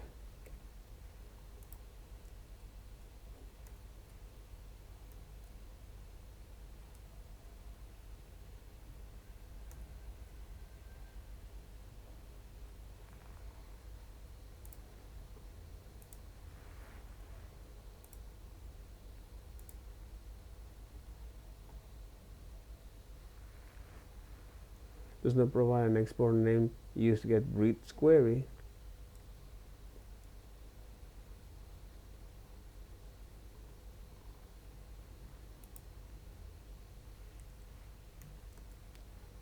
Use get breed query. What the F is this? Breed list. Use breed list.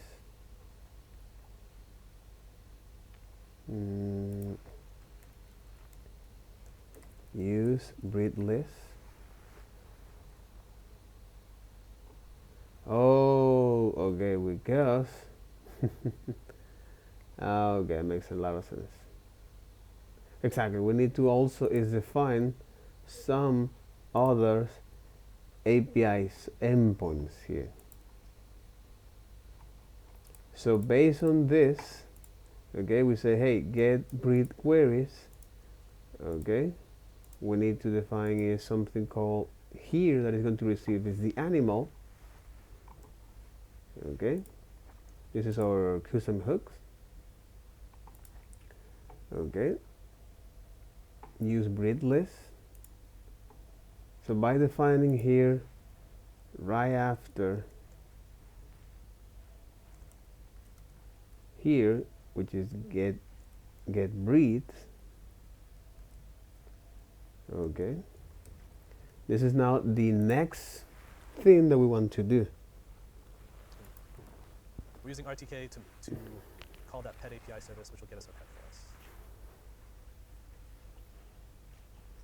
Okay, so we broke. What happened? Inject endpoints is not a function. Create API, fetch base query. Tool counts by API, create API. Reducer path, that's good.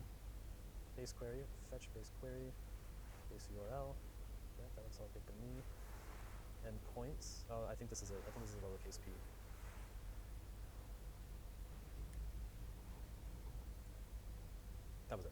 sorry, lowercase p, line 6 here, end points. So same sort. Let's just say get breeds.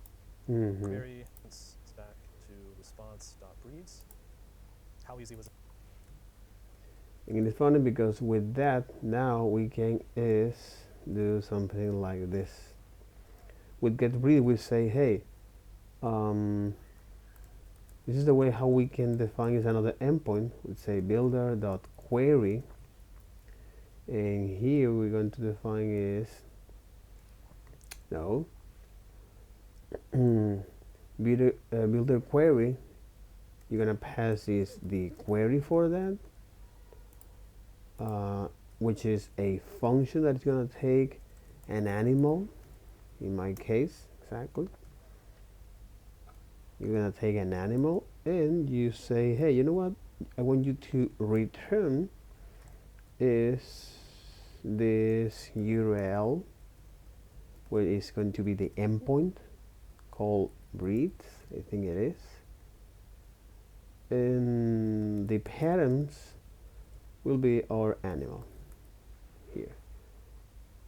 And our transform response here, we say, okay, this is now the response, and we want to get what? All of them? Exactly. We want to get all of them. Response.breeds. If we want to define another endpoint here, which is search. .query. So the query, we're going to do this a little bit different. We're actually going to take an entire function here. So query, and that's going to be a function that takes in animal, location, breed. This actually is the same, never mind. And that's going to give back URL of pets, params of. Okay. So here we can define is another endpoint, which is search.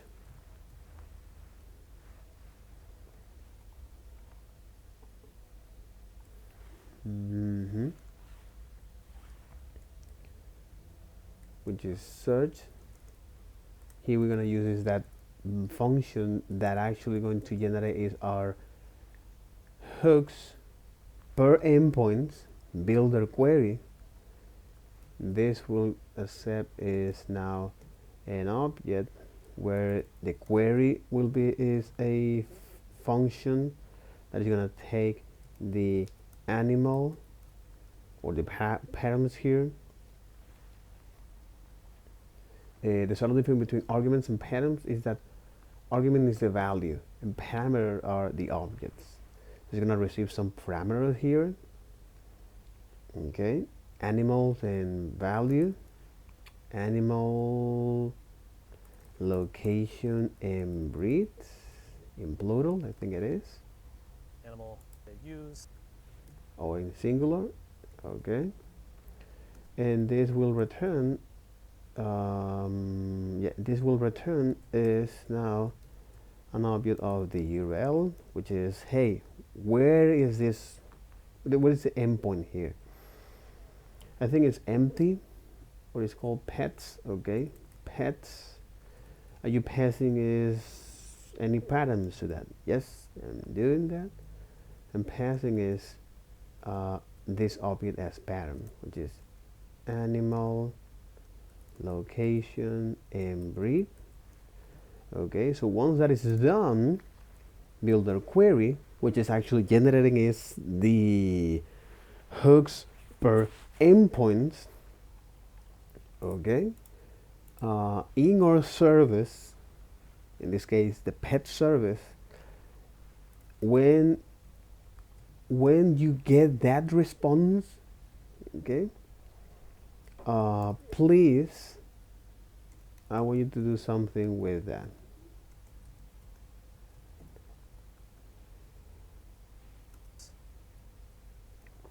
Which is return is the response.pets.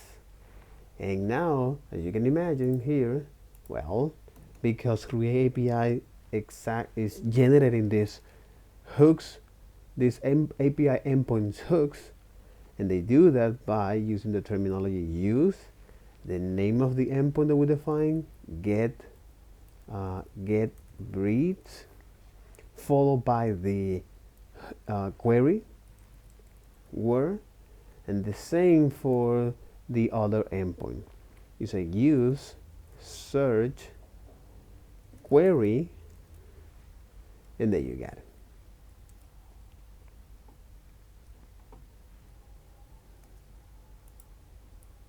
There you go. Now,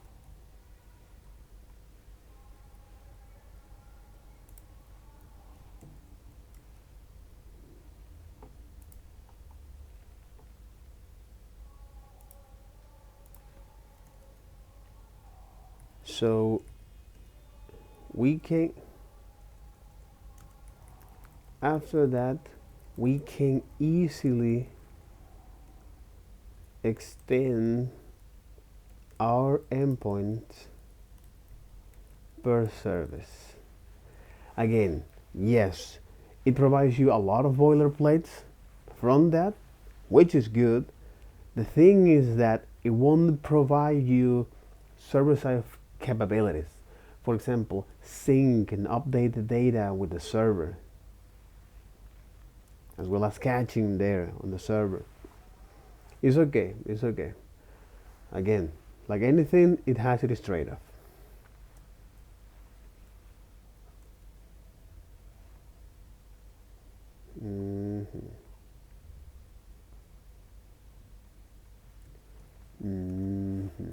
we have our entire API here just described.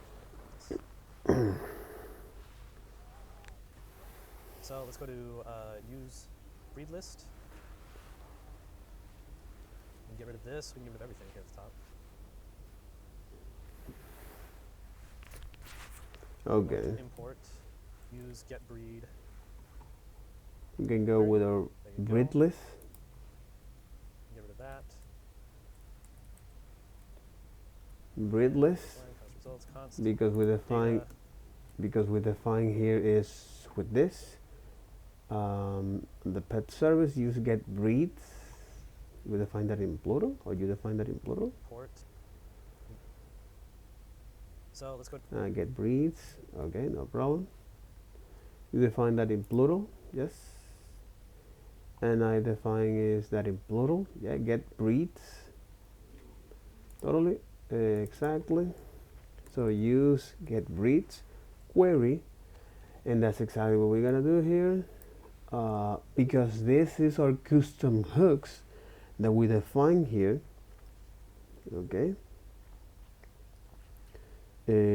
We can do something like, hey, this is the breed, or something like this, because this is going to export, is loading. This is data that this hooks from create API, which is when you define your service using the RTK query, is exposing here this convenience properties that you can keep track of this, and whenever those change, you can listen to them. You have your hooks here, your reactivity data. So it's loading here, as well as the data that'll be is breed here. Okay, where now I want you to get is those hooks. I'm gonna get those data from this particular hook, which is use get breed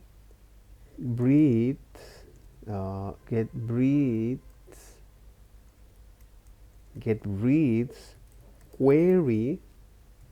Okay. And then you can now indicate to skip some data and that kind of thing.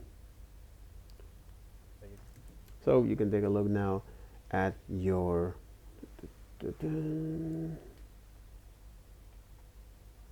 after all, you want this to return is that which is loaded,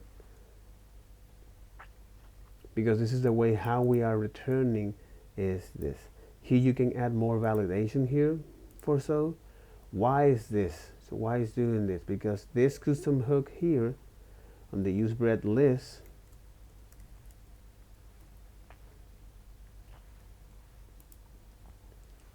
is being used on the search pattern, and now we're making use of the breeds, or the is loading as well.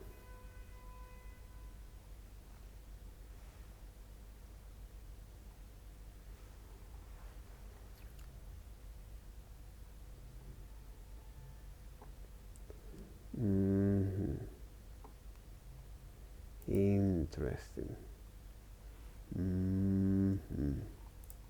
Go. Right. So if someone Use get bread list, it needs the animal, which is the data that you want to fetch to that, as well as some additional object. We just say skip. is trying to call use breed list without an animal, you just want to skip the query altogether, right? So you can give it this like skip parameter, right? Which allows you to say, hey, if you got no animal back, then don't make any requests to the API. You don't need to, which I think is pretty cool as well. Then you just say if no animal, return This tuple. empty array here and loaded. Otherwise, return breeds, and then Instead of result status, which is something that comes from the React query, is this. It's loading, otherwise loaded. Right. More or less the same as what we had before using React query, but now we're using our API server. Right. More like the same. In our use breed list, because here's where we're going to show this. In our use breed list component or custom hook, we now going to do this.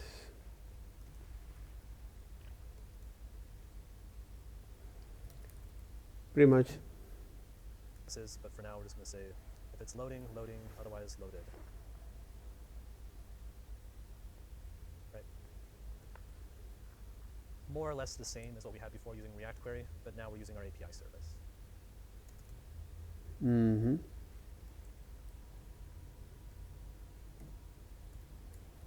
More like the same that now we are, yeah, more like the same that now we are using, yeah, more like the same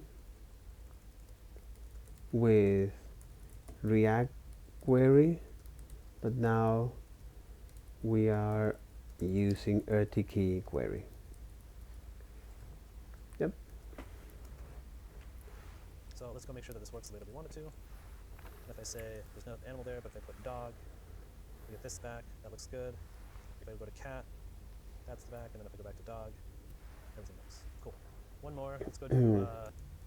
So now if I run this, in theory, this is supposed to work.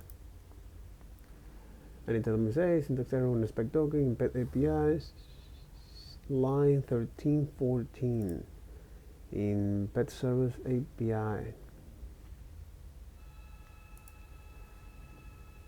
On spec token.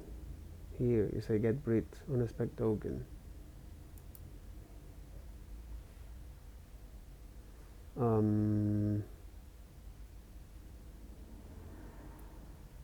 No.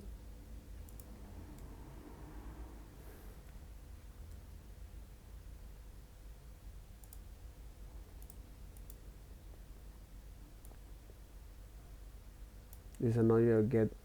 Real, but after all, is this? There's another error here. Thank ESLink for that. That makes a lot of sense. Is this one right? It says that this is an expected token. Okay, interesting.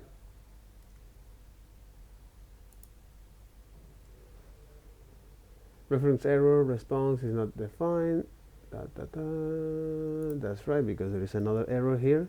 That's one of the great things of having the ESLint. Okay, we reload this. Can convert undefined to object. Create API. Can convert undefined to object here.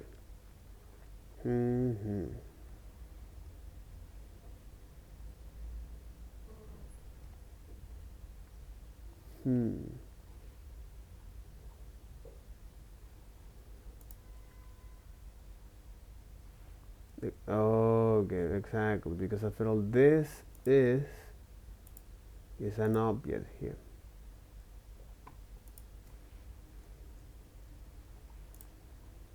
And now you need to pass these things like this.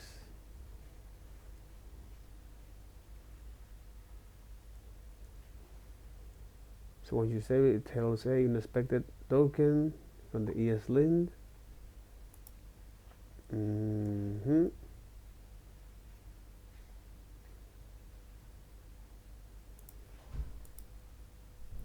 Okay, but is this? We need to pass is that exactly.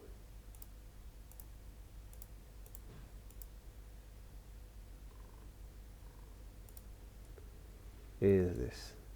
Okay. So now ESLint is not complaining about it, which is great. But it's going to complain about all of things. Pets is not defined. Search pattern completely. Pets is not defined because now we can is from the pet API we already defined those services.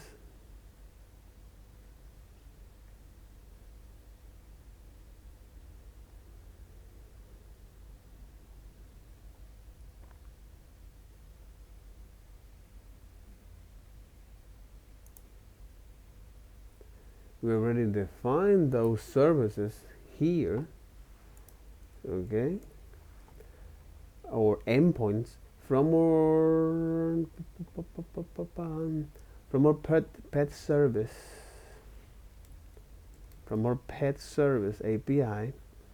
We are exposing this use search query, which is something that we want you to do, that to return all of our pets, and then we need to import that by saying, hey, I want now to get is this custom hook called use search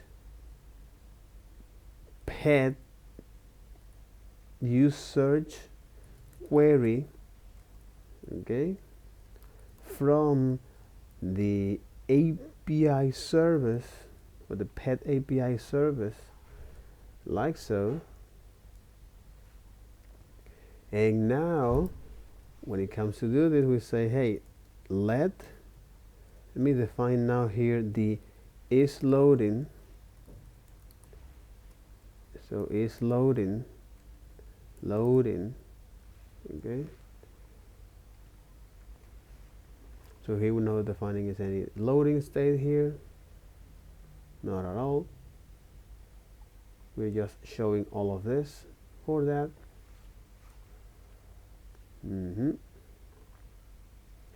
And the data from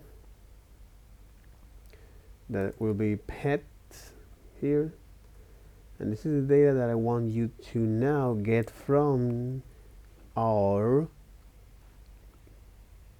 custom hook that was generated by the Create API, which is from the Redux Toolkit, which generate is this custom hooks for endpoints. That this RTK query is what we're going to use for data fetching and catching, and then we're going to notify Redux through the Redux path. So use breadless, use search query for that. and we need to pass some data here, which is the animal, the breed, as well as the location.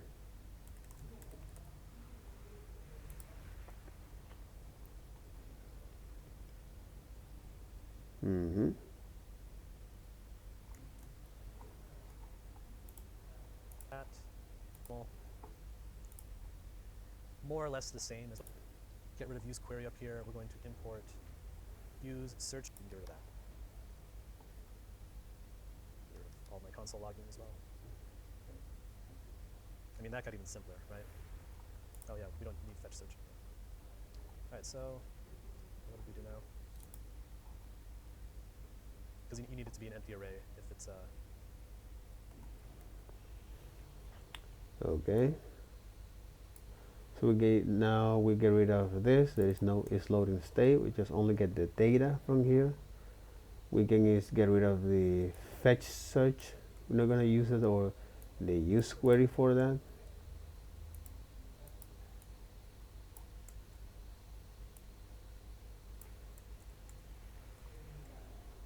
All right. Request pattern.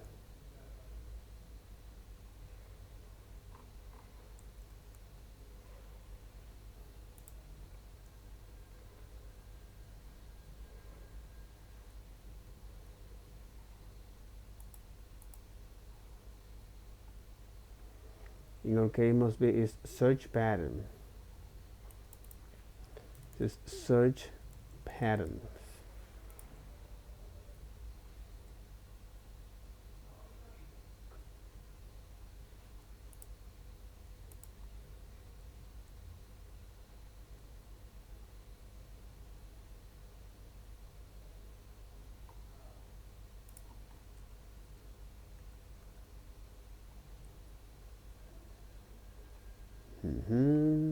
All of our hooks, and of our use selector there,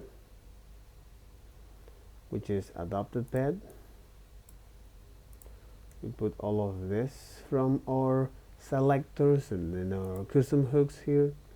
Okay, we define is our state, the app level state from our Redux, the custom hooks or the hooks, the UI hooks for this component, as well as this, the dispatch for that.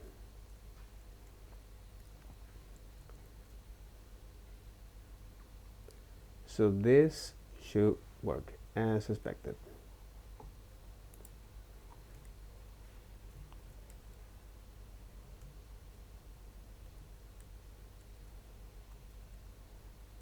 Yeah, so this should work as expected.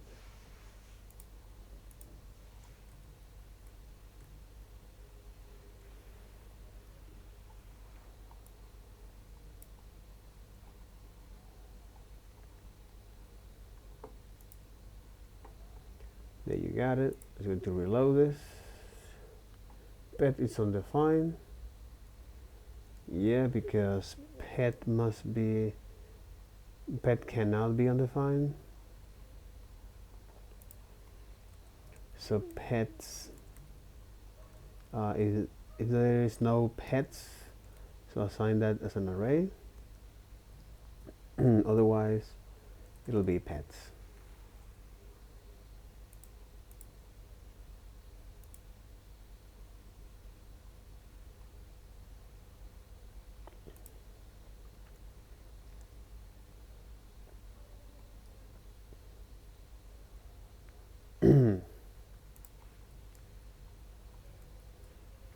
I want you to evaluate this expression here, like so.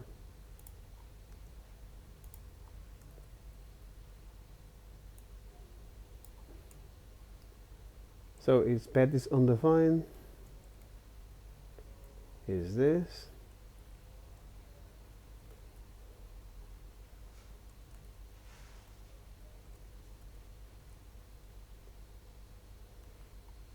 pets. Oh, because we have to assign. Okay. Yeah, that again. Pets is equal. Yeah, pets here will be equal to the pets if there is nothing there. Okay, if it's not, well, assign that to pets, whatever pets have here.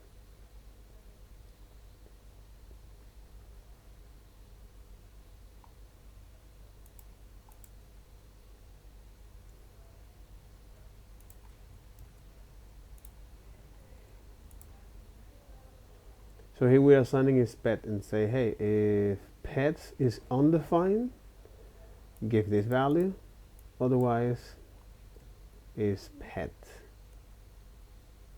Because you need it to be an empty array if it's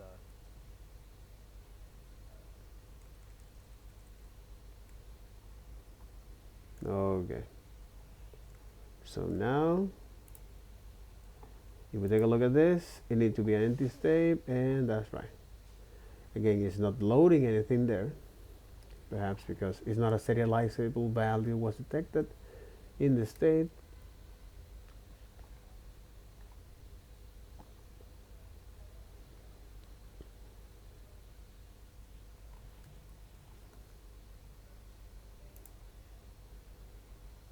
so. Okay. It say, hey, this is not a serializable state from the middleware.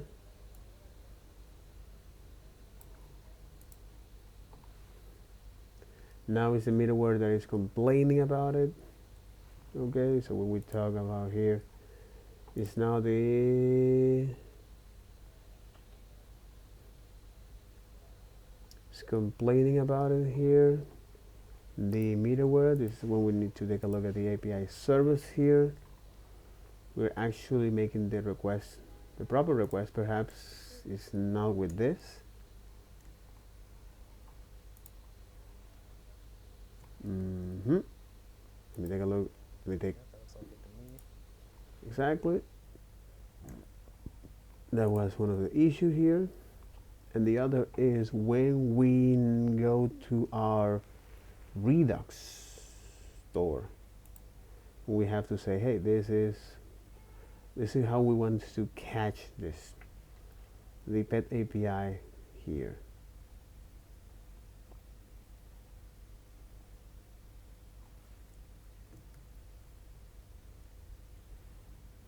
This is interesting. Let me not assign that to this. If I reload this, still not able to load that. This is not a non-serializable error here.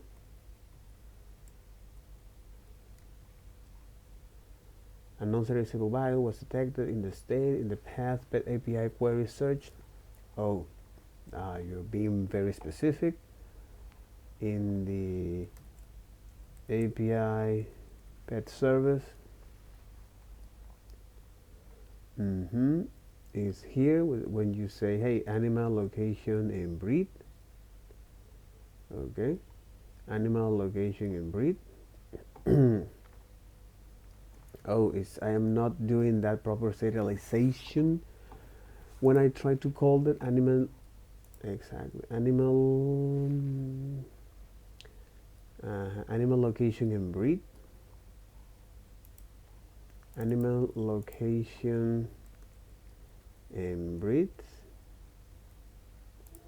Okay, now if I reload this, still throwing me that particular error. On the search is this.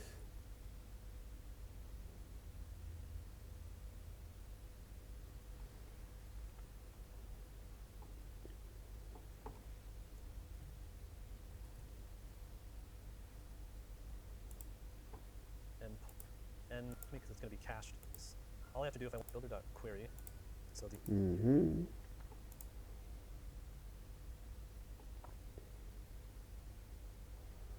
exactly, animal location and breed. Animal location and breed.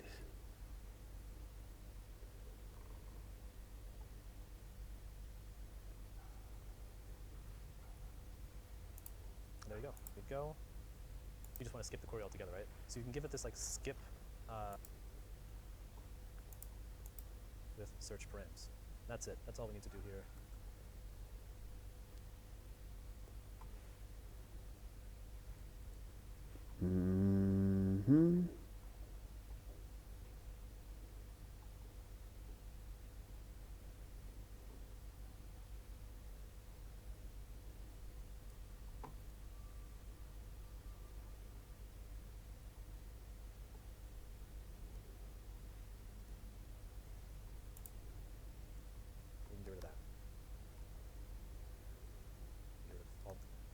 console logging as well.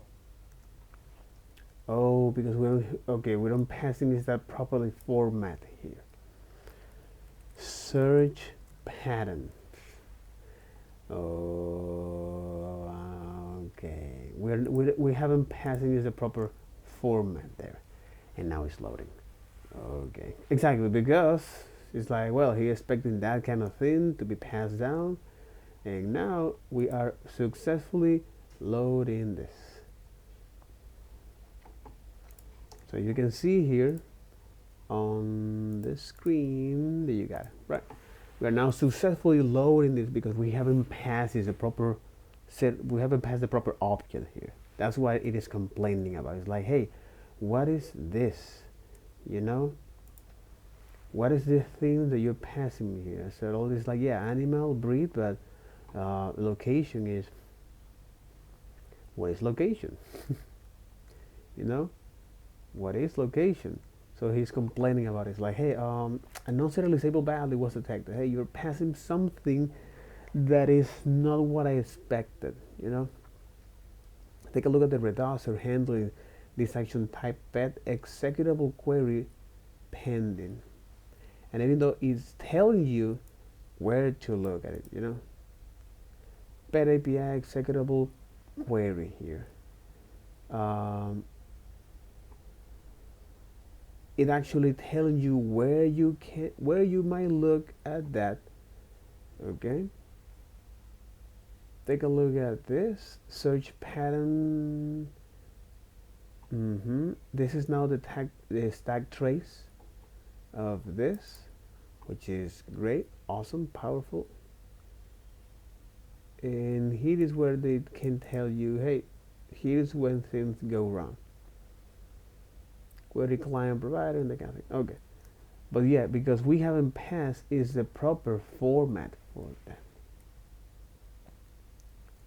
And now search pattern, when we define that as a slide, as a slide. So search pattern, we define that as a slide, and as you can see, is properly rendering. Okay. We define that as that slide as our search pattern slice, where now it is expecting this kind of thing. Okay. And now we successfully actually passed it.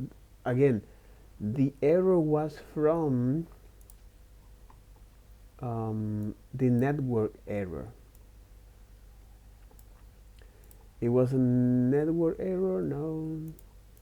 It was in fact an error from the component. It tells you from Redux, okay, perform React refresh, but unfortunately it doesn't tell you which line it came from.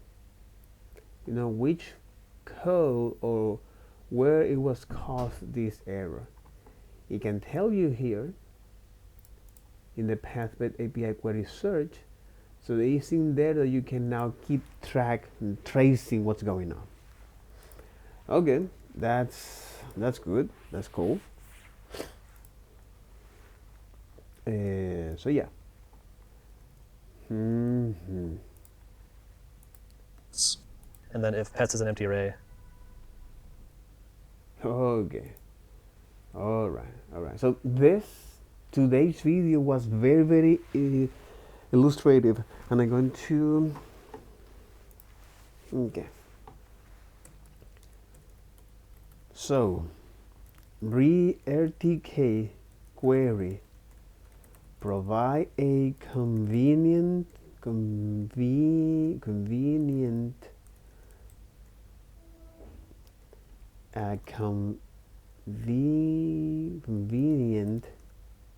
way to RTK provide a convenient way to define endpoints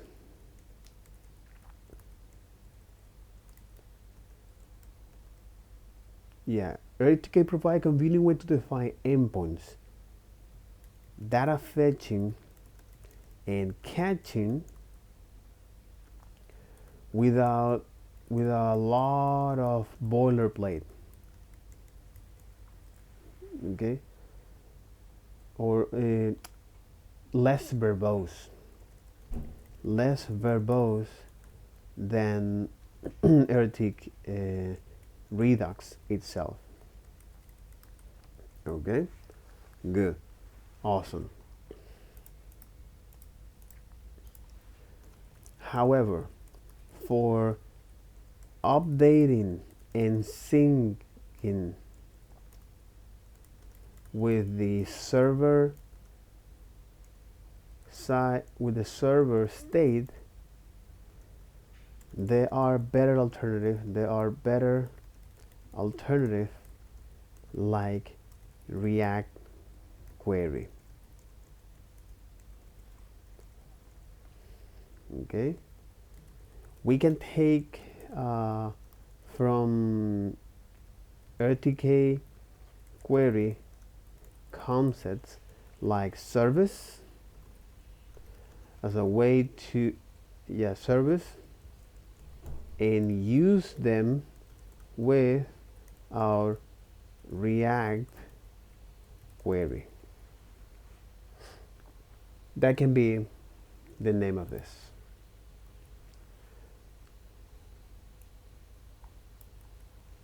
But I think that's the value proposition of RTK. And with that, that'll be all for the video. Take care. Bye bye.